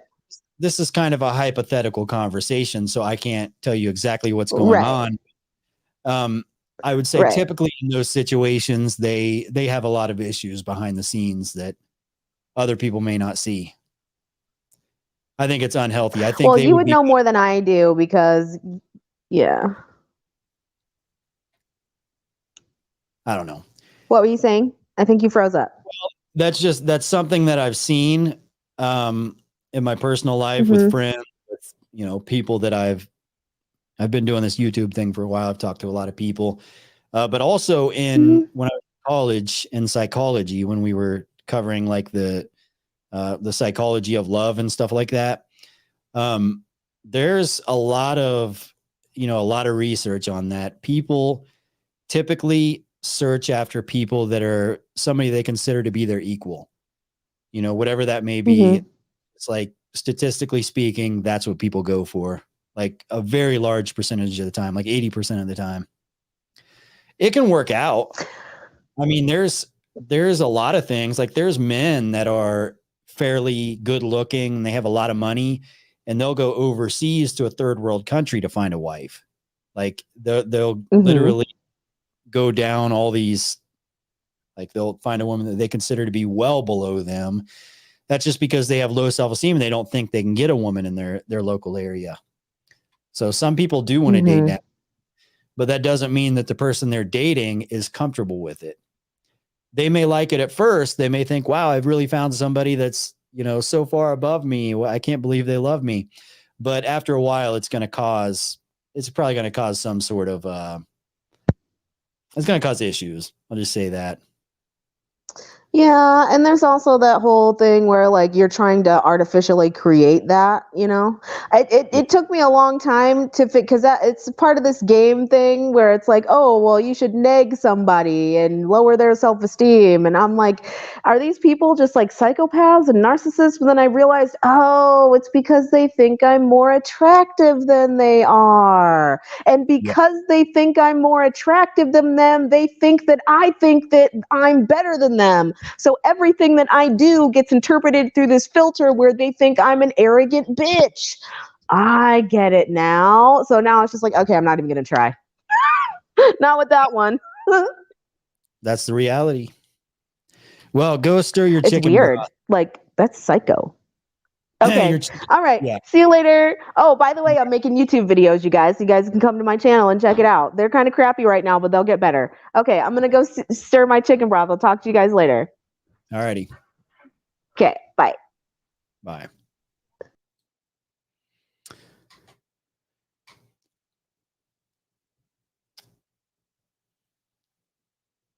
Girl, you look good. That's me. That's me. Big Daddy T-A-T to the E. Got to shout out Andrew Tate every now and then. LFA, love your content talking about chosen ones, targeted individuals, and narcissists. That space is blowing up on YouTube. Will you make more of that content? Well, you know, that is not my area. I am interested in that style of content. And to be honest, when I was making that style of content, I was very heavy on drugs. I had surgery and they put me on these pills, and I was drinking a lot of alcohol while I was doing it too. And then I would just turn the camera on. Honestly, I shouldn't have been making those videos, but I was. You know, if you look at my face, I was a little out of whack. But I do find that subject to be interesting, and maybe I will. But right now I'm back in tip-top shape, tip-top form, better than I ever have been. And I feel like making dating advice videos. I might do some fitness videos on the LFA Powerhouse channel, but live streams and dating advice. We may get back into that though. Maybe we'll do that on the LFA Powerhouse. That's actually a good idea. Thank you, sir. Maybe I will. And thank you for that super chat. All right. Big boss, it's Mr. Plenty. I've been on the grind since 1999. Mess with me and you're committing suicide. That's right. All All right. Oh, we lost our caller. I waited too long. That's fine. And whoever the guy was that called me the Aristotle of real G's, you inspired the new intro to the Friday Night Lives. And now, introducing the Aristotle of the real G's. So thank you very much for that.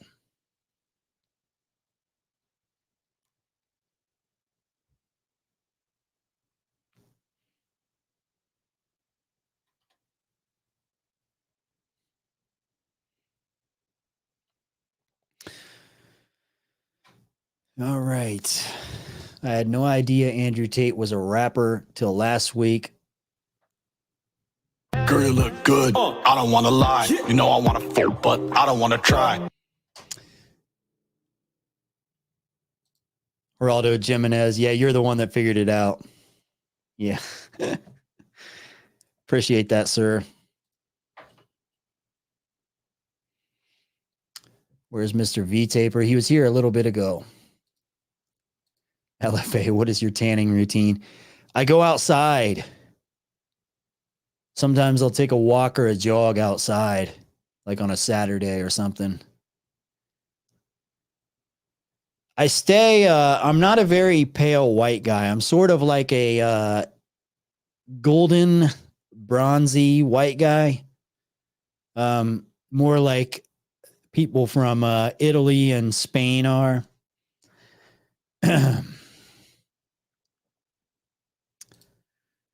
He goes by Mr. Plenty.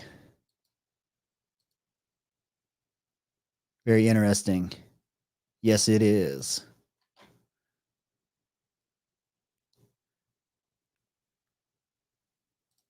Q. What's your background? Like my background, like if I'm in a job interview and they say, hey, what's your background? Or like what's behind me right now, background.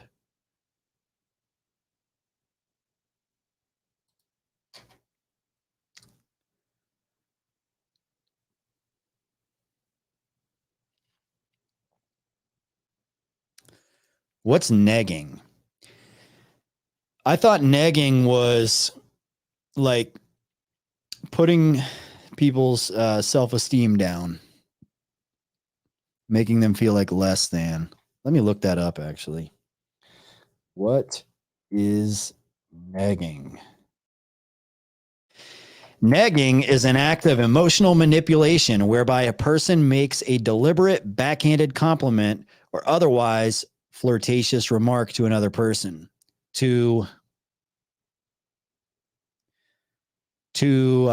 cuts off there. I can't see the rest. I'm guessing. Oh, wait. To undermine their confidence and increase their need of the manipulator's approval.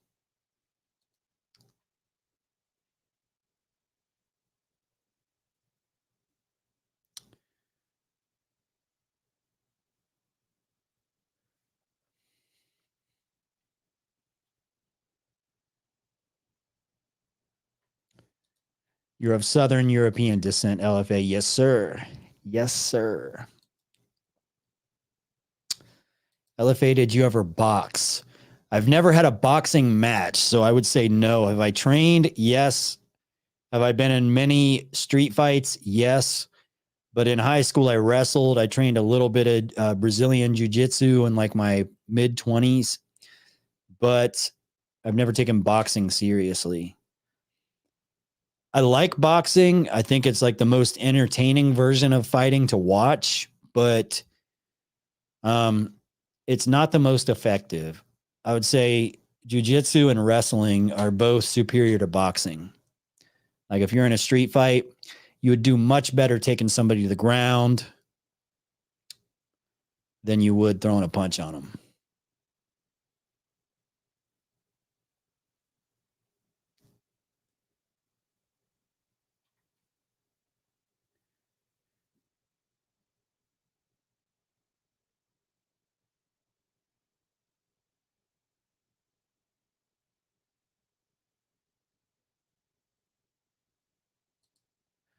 You. LFA, do you play video games? What's your opinion on them? I have no problem with people playing video games. I have a lot of friends that play video games. If I were to play video games, I would be making a lot of money off playing video games, but I don't like video games. I have an Xbox. I have the newest model of an Xbox, actually, and I use it for Netflix. I've never even bought a game. The last time I played a video game was probably like 2016 Madden. So I was playing live football, but I would play like a couple of games and just get bored. So I don't really see a reason for it. I'd rather be doing something physical, something productive. Q. I met a girl who I want, who is emotionally not ready for a relationship and pulled back. Should I settle for less than a relationship when I meet with her? Well, this is a complex issue because I don't know the girl and I don't know you and I don't know how you guys interact together. But a lot of times women are emotionally distant because they have some sort of an attachment issue going on in their life where they either believe that showing affection is weak and it's something that's like they shouldn't do. They feel like ashamed of doing it, or they think that when you get close enough to find out who they really are, that you will leave them. So if that's the reason that she's pulling back, then you have to make the decision. Do you want to continue pursuing her, which will require a lot of patience? Like she's got a really big guard up and you're going to have to be patient. You can't really force shit because it's just going to push her away more.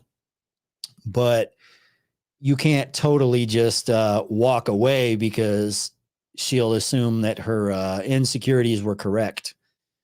So you have to make the decision for yourself. Do you have the patience to continue doing it? If so, she might come through eventually, or she might need therapy and it just may never happen. So that's up to you. Maybe she's telling you that because she likes somebody else and she doesn't want to be with you. That's also, I hate to say it, but that could be true. Now, a good way to find out where she actually stands would be to start talking to other girls. Open up the door for other women to take her spot. And if she reacts in a way of like she's kind of devastated, almost like heartbroken when this happens, then you'll know that she has a healthy attachment to you, but she's afraid of going all the way in. And then you can decide again, do you have the patience to, wait for her to be comfortable? Or is that just not something you want to take on? It's up to you, dude.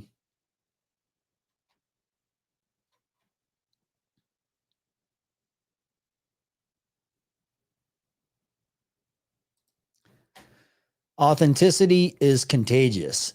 It's the real gold currency of today's internet space. Keep it up, LFA. Much love and blessings. The Aristotle of the real G's. And now, introducing the Aristotle of the real G's. Thank you, sir. Jason Teak, what's up, brother? Hey, man. We meet at last. How are you? Doing well. How about you? Pretty good. You're not still mad at me, are you? Why? Why would I be mad at you? Well, I mean, I kept on talking about Cobra Kai and I kept on getting annoyed. So. Oh, yeah. What's the deal? Why are you always spamming about Cobra Kai in the chat? What, you don't like my favorite TV show? Yeah. Well, anyway, I wanted to talk about something that's a little bit.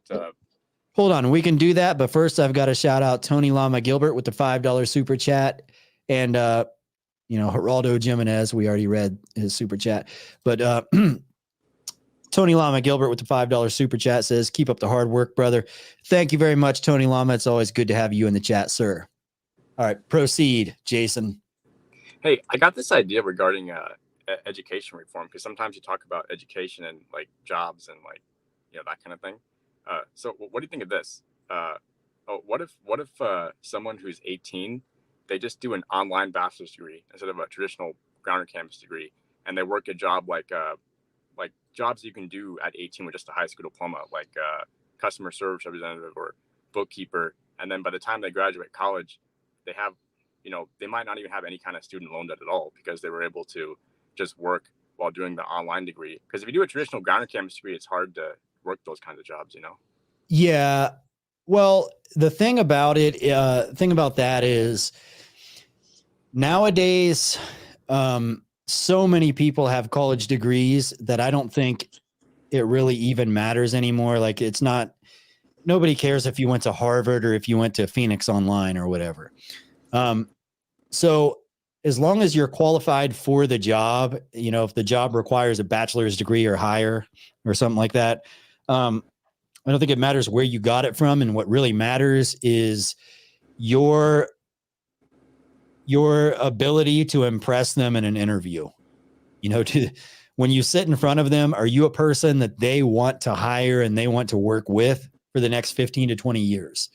And if you are that guy, it doesn't matter where you got your degree from.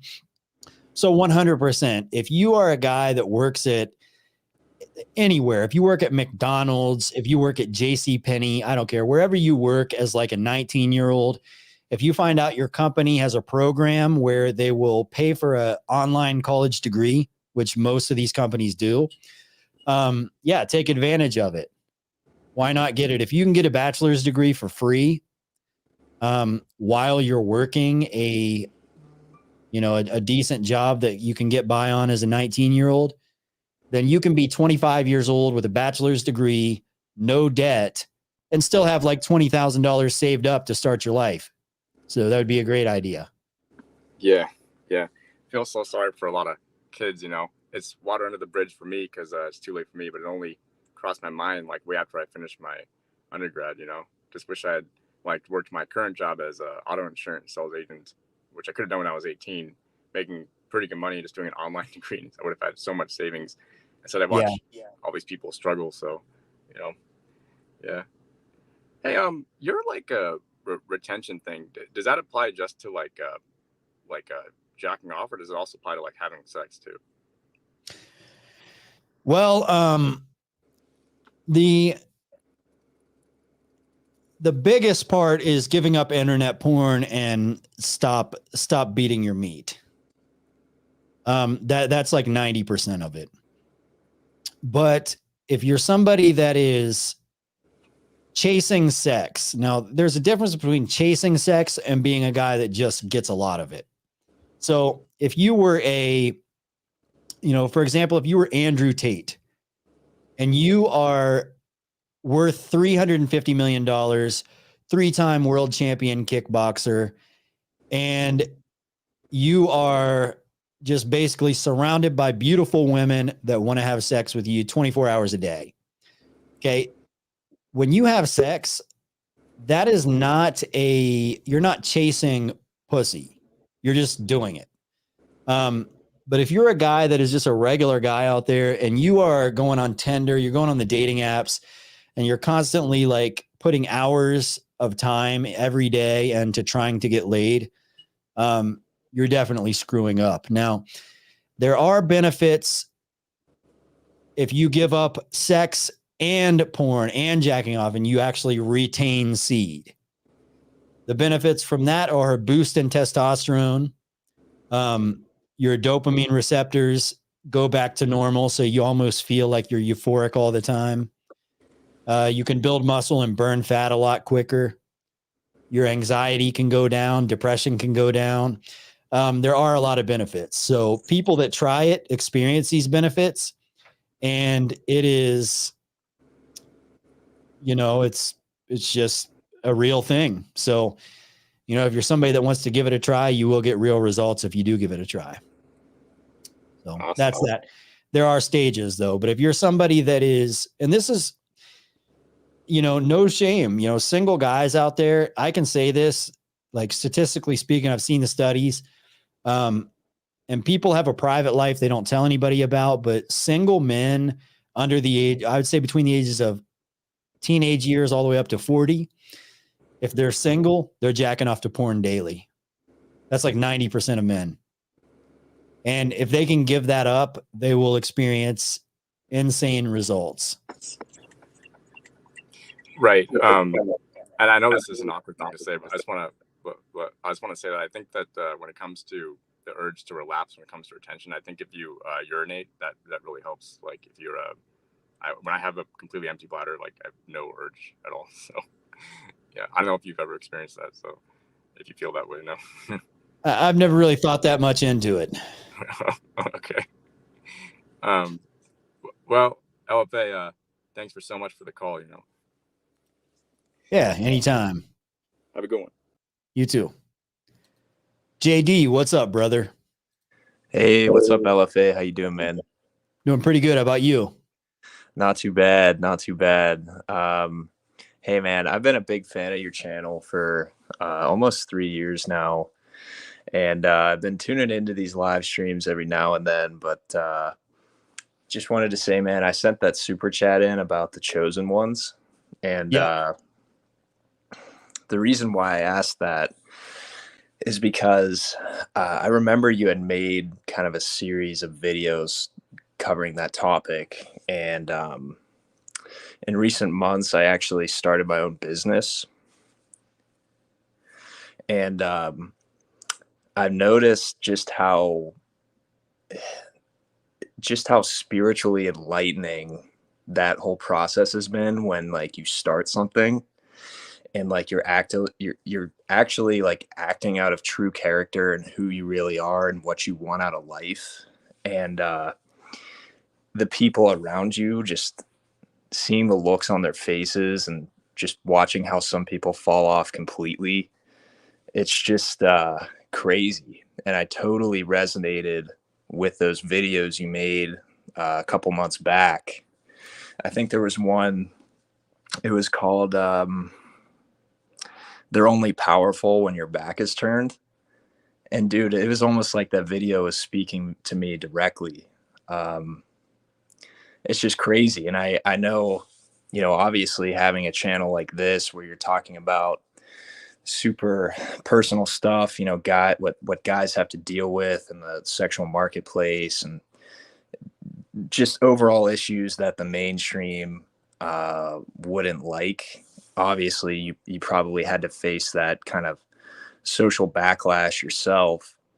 And I just wanted to say, man, those videos really helped me a lot. And I really resonate with that message. Well, I'm glad to hear that, man. And anytime you make a decision that is in your best interest, what you'll find out is you are breaking the matrix. You're breaking yourself out of the matrix. We live in a very bizarre world, and people just don't they don't see outside of this, this little matrix that they've been programmed to live inside of.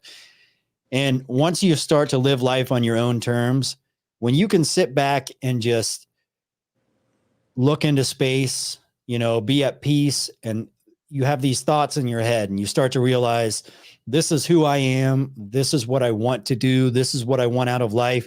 You're blocking out all the things that society, that high school, that mainstream media has taught you to do. You're blocking these things out. And now you're actually seeing in yourself, and you're getting answers from yourself about what you want to be and what you want to become.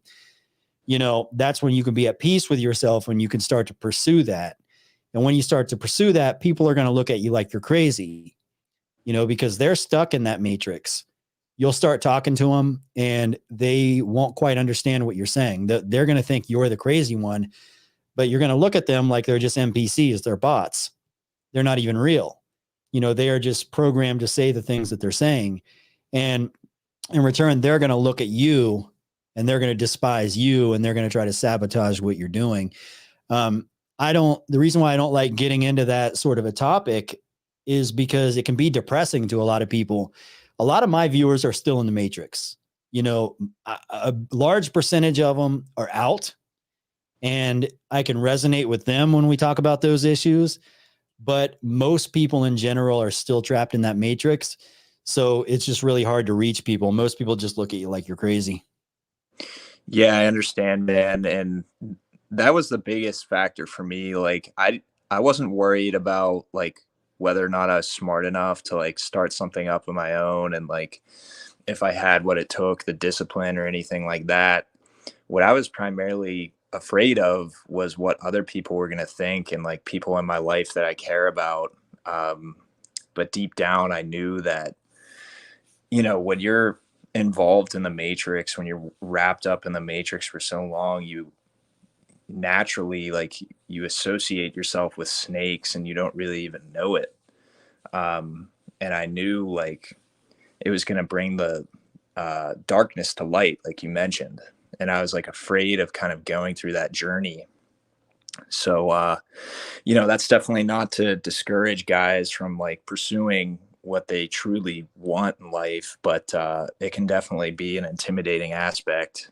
So I just, yeah, I wanted to say I really respect, you know, the message you put out there and how you just kind of, you're just yourself on here and you just seem like a really genuine, down to earth guy. And I think your viewers appreciate that because there's a lot of bullshitters in the manosphere and just on the internet in general. And yeah, it's nice to have a real one on here. Yeah, well, a lot of the grifters, you know, you could call them frauds in the manosphere. Quite a few of them I've become friends with behind the scenes. So I've pulled back on like calling people out on shit. I just don't. That's not the route that I want to go with that negativity. But you'll see a lot of the people that you'll see them expose themselves. Whenever there's a new trend that comes along, they will jump on it and they will come out with a product and they'll market it along with that new trend each time. And there's actually no product that they're selling. They're selling you the idea of a product. I can make you a more masculine man. I can make you a better ladies' man, so on and so forth. But the product is actually not a product. They are just selling you an idea and you buy it. It's just literally like the Wolf of Wall Street. Like you're not buying anything. They're just taking your money.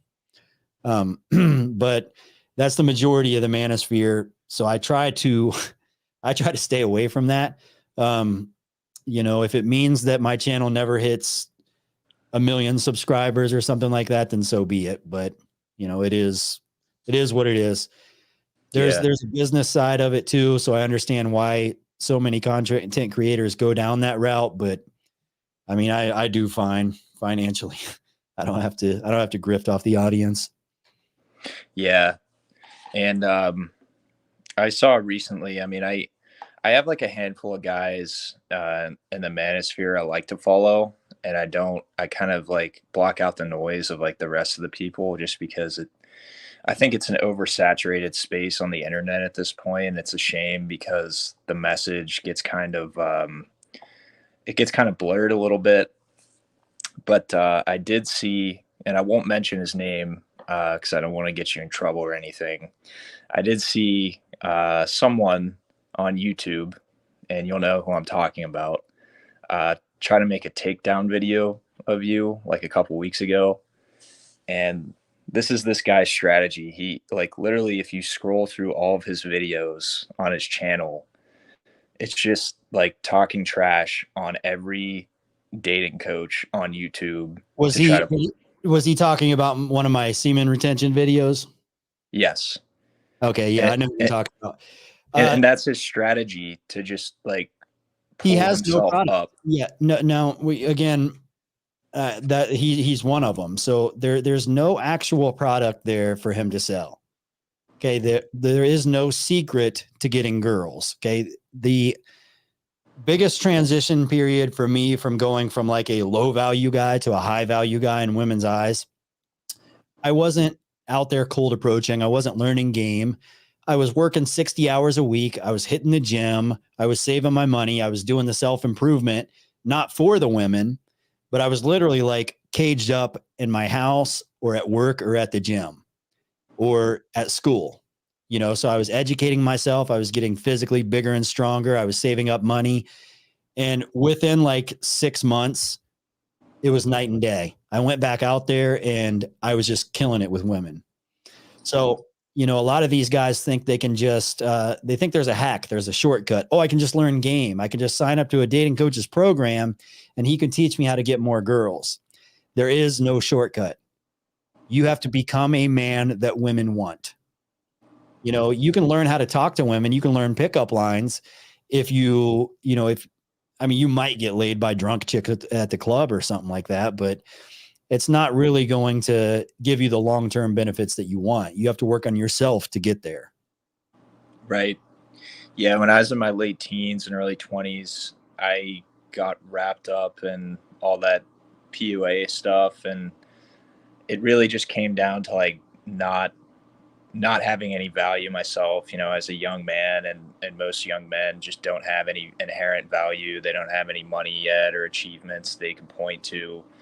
And I think that's their primary demographic, just these young lost guys who are just desperate to get some tail. And as you get a little older, it's exactly the things you said. Like that was exactly my transformation too, is just like working on myself and making more money, like just over time. And like all of a sudden I realized I didn't really need to have like a pickup line or anything. I just would like show up to a place and just start conversations and be a social, good person. And I didn't really have any issues all of a sudden.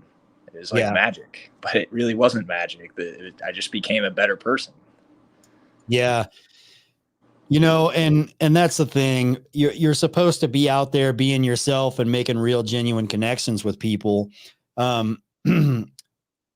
When it comes to women, I understand a lot of guys are like, well, I just want to sleep with as many women as possible. I am not that type. I went through a phase when I was like that, but there's no benefit in being that guy. And I know a lot of people take pride in their notch counts and stuff like that. I don't see a reason for that. None of the role models I had growing up, it could be even like professional athletes or celebrities. All of my favorite ones were like married and in stable relationships. Like you look at like LeBron James, Tom Brady, Peyton Manning, Kobe Bryant, these people, even like all the big tech guys, or like fucking even like Bill Gates. He's not a role model of mine, but I'm saying like successful people like him or like Zuckerberg, they're not a role model of mine either. But people that tend to be the most successful in whatever it is they're doing, they find one spouse, one woman, they marry her. Okay, they've conquered that aspect of their life. They now have a stable marriage, and then they focus on their careers, and their careers tend to be just as stable as their marriages. Whereas you see other guys in their same area of work, their same field, who are just running around hooking up with a lot of women, they don't tend to do so well. Their careers go just like their dating life. They're flip-flopping, they're all around, moving from team to team. They have one good year, one bad year. It's just up and down. And I think it's more of a personality trait than it is a skill. So if you're a person that is comfortable with stability, then that's going to carry over in your work life, your dating life, every aspect of your life, because you're just going to be consistent. You're going to say, okay, I've found a strategy that works. I found stability here. I can stay consistent when I do this. So this is what I'm going to do. Versus the guys that are, just constantly trying to hook up with lots of women. That's going to carry over in their life as well. They're always chasing that next thrill. They're never really sticking with something that might work. They're just flip-flopping from one thing to another. And I just think that's a terrible mindset to have. And I think that's typically what 90% of dating coaches teach guys to become. Yeah, I think it's a really short-sighted kind of approach to dating. I definitely don't see anything wrong with like having that stage where you just want to, go out and kind of conquer as many women as you can. But to just make that like the rest of your life, I don't know. there's obviously the lifestyle associated with that too. Like you're going out, you're going on dates, you're eating unhealthy food, you're going to nightclubs. Nightclubs are filled with narcissists. You might Yeah. meet someone who screws you over completely. Yeah, I don't think it's a good long-term strategy. But anyway, man, just really, wanted to thank you. I've been a loyal follower for like 3 years, and finally thought I'd jump on and say what's up. But keep up the good work, man. And I'd love to see some more Chosen One content, but you're going to do you, and you're going to make good content nonetheless. So keep it up, man. Thank you, sir. All right. Have a good one. All right. Mr. 305, what's up, brother? We don't have much time. We got about 15 more minutes. All good. That sounds perfect for me, LFA. Shit, Okay. I mean, I was just fucking about and around, and I saw on the Discord, some dude was saying to go call into the Discord chat. So I said, you know what? Fuck it. Let me hop on in. What I miss? Update me. What can we talk about? Well, we can talk about just about anything at this point, when we get this far into it. Whatever you have in mind. I mean, what have I missed? I gotta know. I don't know. There's been a lot. A few different topics. Well, what topics have we spoken about? Let me see if I can give him my chips,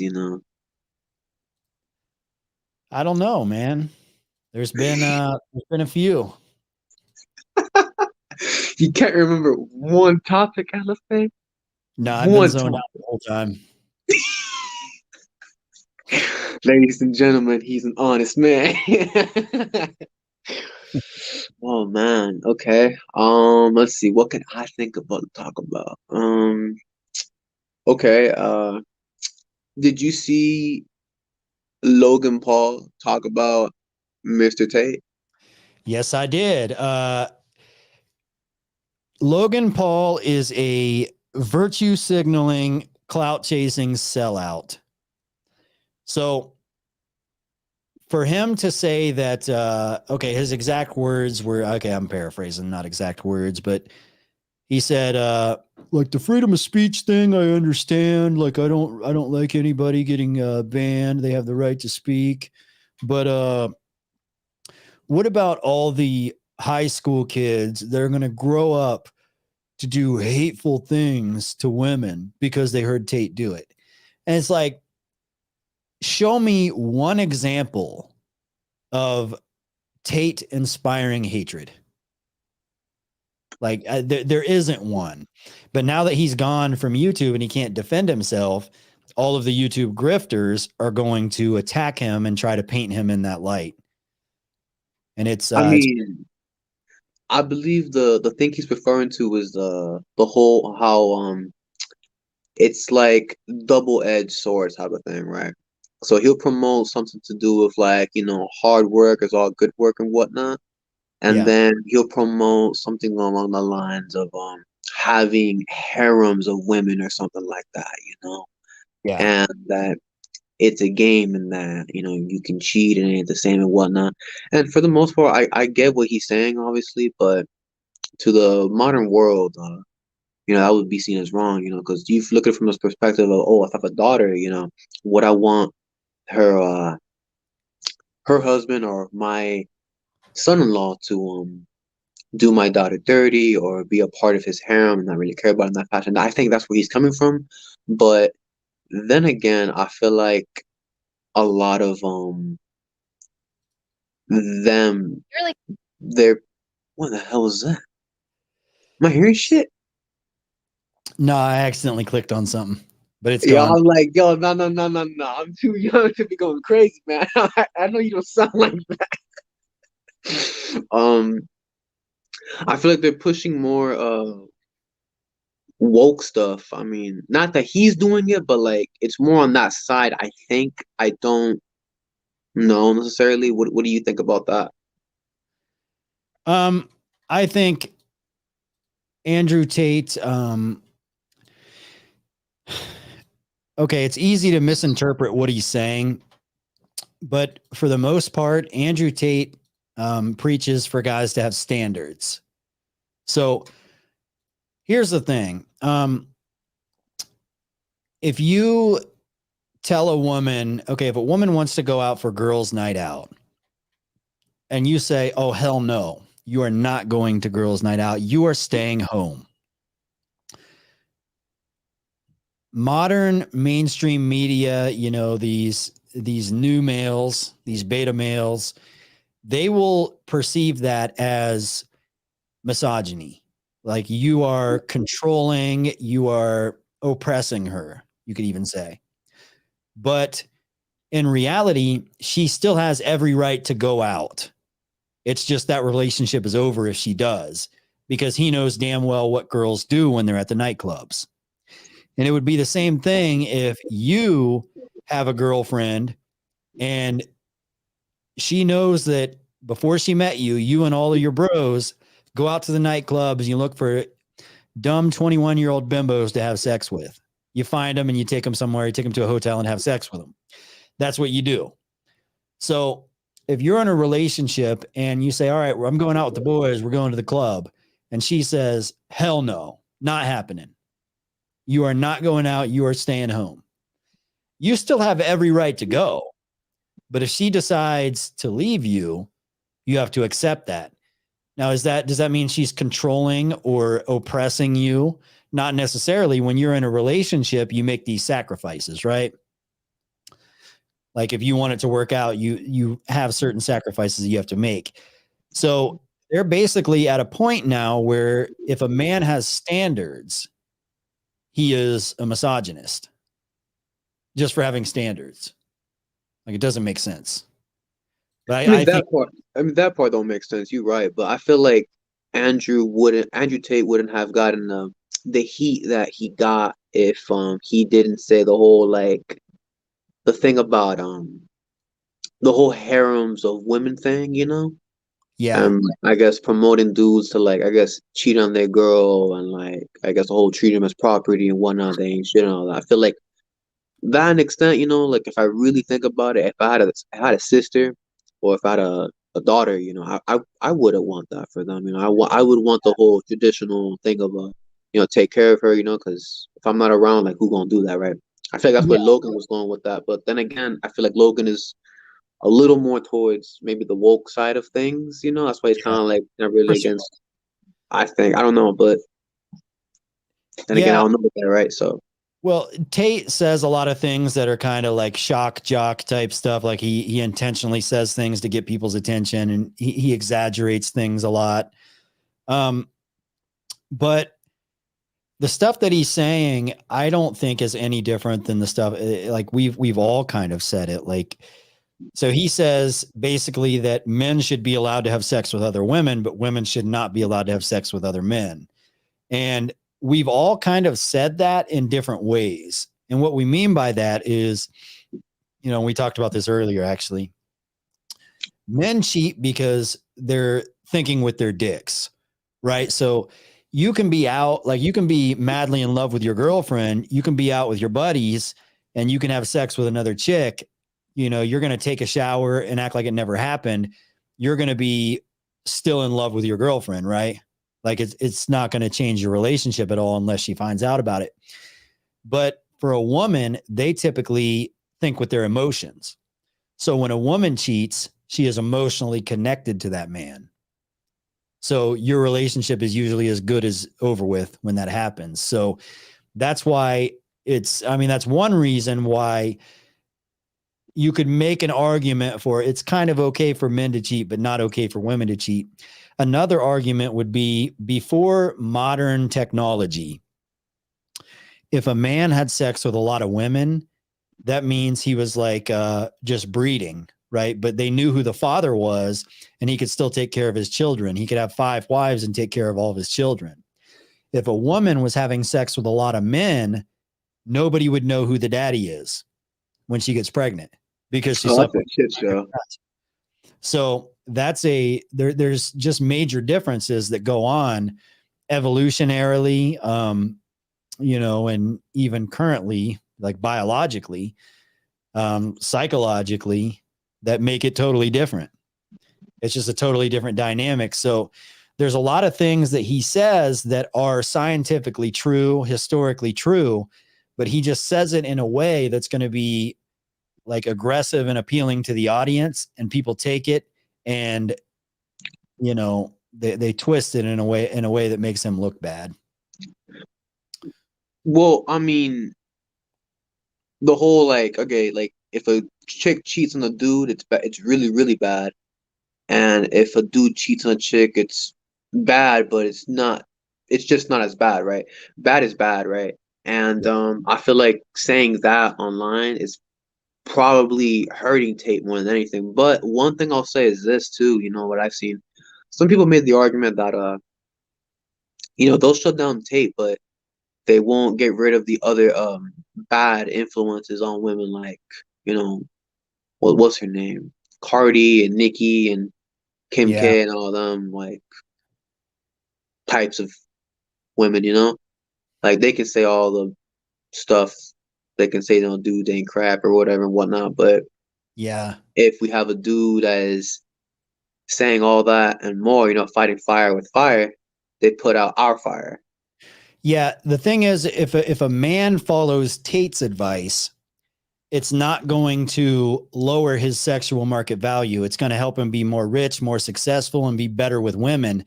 Now, everybody has their own set of morals and ethics. So if you follow Tate's advice, you become a multimillionaire and you have a harem of women, and it's still in you to say, you know what? I've met a woman that I'm madly in love with. I'm going to stop talking to the other ones. You can still come out on top and be just fine. So I don't see Tate's advice as being bad. But somebody like Cardi B, she is going to absolutely destroy young women. So when a woman becomes what Cardi B is, she eliminates herself from the sexual market because no guy wants to be with that. I mean, one night stand. I mean, she's not bad. Yeah. Everybody wants to smash, but nobody wants to wife her up. Yeah, hell no. I mean, now Cardi B is a rare instance. I mean, she's famous, so she's still going to find somebody. But a regular chick out there that's just running around the neighborhood, sucking everyone's dick and twerking, shaking her ass, fucking everybody, doesn't know how to cook, doesn't know how to clean. She's not going to do too well. She's just So we have a man so that we have respects. a regular promiscuous woman versus a more special promiscuous woman because everyone knows about this one, And if you cuff it up, if you marry her, then she's still gonna be doing the same thing. She's just gonna lie to your face about it. So same old, same old. Yeah, well, I mean, it's kind of like the weed smoking argument. It's like, well, weed doesn't slow you down. It doesn't stop you. It's like, look at Snoop Doggy Dogg. He's worth $150 million. And it's like, yeah, he's worth $150 million because he got signed to a record label. He was 19 years old. Smoking weed isn't what caused him to do that. And smoking weed isn't going to be the strategy that you use to get rich. He happened to get there and now he can smoke weed. But the same thing with Cardi B. The way she behaves isn't a recipe for success. She just happened to get signed to multi-million-dollar contract or several multi-million-dollar contracts. So she's in a position where she can act a fool and still get away with it. But most people can't.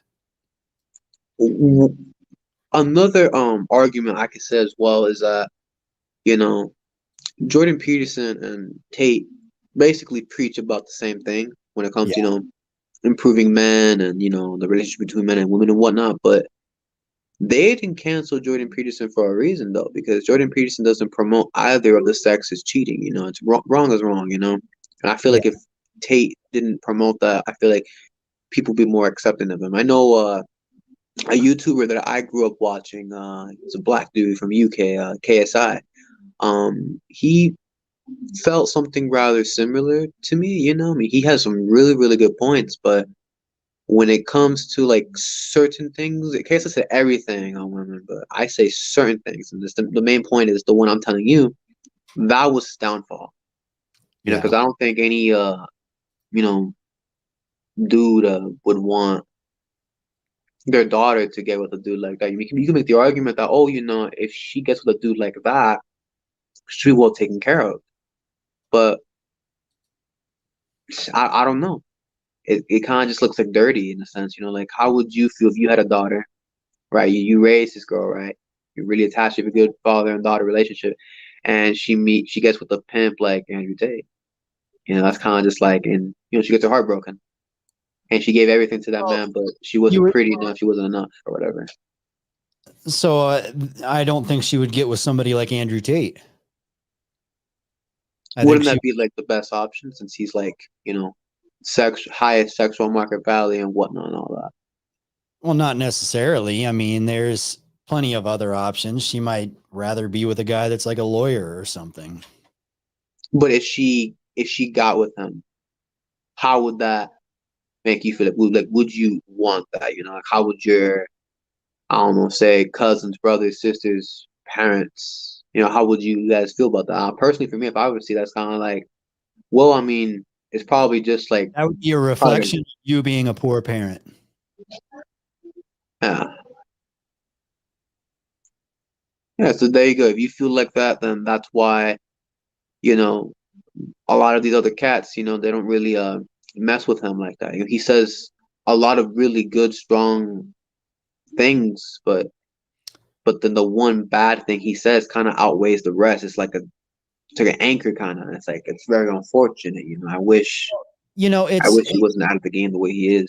a double-edged sword. At least your daughter is like safe when she's with Tate. As long as he sees her as such or whatever, but once he feels like, oh, whatever, he could replace him just like that, and just throw her Well, out. but now we're getting to a point where we're trying to say that we know what decisions Andrew Tate would make. I don't. I think he has a brand, and I think he puts on a little extra for that brand. But everybody that I've spoke to that's actually hung out with the guy, they say he's like a really fucking nice, really genuine guy, really generous guy. But he says things in interviews that people may not agree with. I mean, regardless of what he said, as poisonous as it could be perceived, whatever the case is, they silenced him, but they don't silence the poisonous culture of the other side. And it's the people that I told you about, the whole Kim Yeah. K, Cardi B, all them, Well, I I don't mean, need a man, I can do all this. well, that's the thing. It's a big part of it is money. Eminem has been talking about graping women and children and all sorts of drugs and all sorts of the most weird, perverted violence you could ever imagine. And he's never been canceled, never been censored. But Andrew Tate can hardly say that women should be that men should be allowed to cheat and women should not. Like, to me, that's an opinion. That's not like that's not like you should be able to say that on mainstream television. Like, that's not even controversial. That's just an opinion. I don't know, G. I'm gonna keep it real with you, If right? you're backed by a multi-million-dollar corporation, it's okay because you're making money for the machine. If I had a daughter and her boyfriend said that, I mean, man to man, I'll look and be all right. I mean, I respect your opinion, I get it, but Yeah. at this point, you dealing with something of mine, her, and I don't know. I mean, him saying that kind of leads to, I mean, any logical dude, I'd say, right? He's saying that he's more likely to do X, Y, and Z to what's mine and hurt her. You know what I mean? So that's why I think things of what Andrew Tate got taken down. I really wish it wasn't like that, but I mean, opinions are opinions, right? It's America. We can say what we want, but he shouldn't have gotten canceled. And it's like how that dude said, what's his name, Tucker Carlson. Um, we could hear. Oh, my folks are going at it. I'm running out of time here. I guess we could talk another day then. Whatever is good for you, G. You know. Yeah, you can call in next week if you want. We're just running out of time. Yeah, no, I didn't have work today. That's why I was able to call him. If I had work, I can't. But yeah, no. All right. Yeah. Call in next time. I got to cut the show For off. sure, for sure. I feel you. All right. Peace out, man. Later. All right, guys. I don't see any questions in the chat. Yeah, like I said, we've got to cut this one off. Hope this video is somewhat informative. But that's about it for tonight, guys. Until next time, see ya.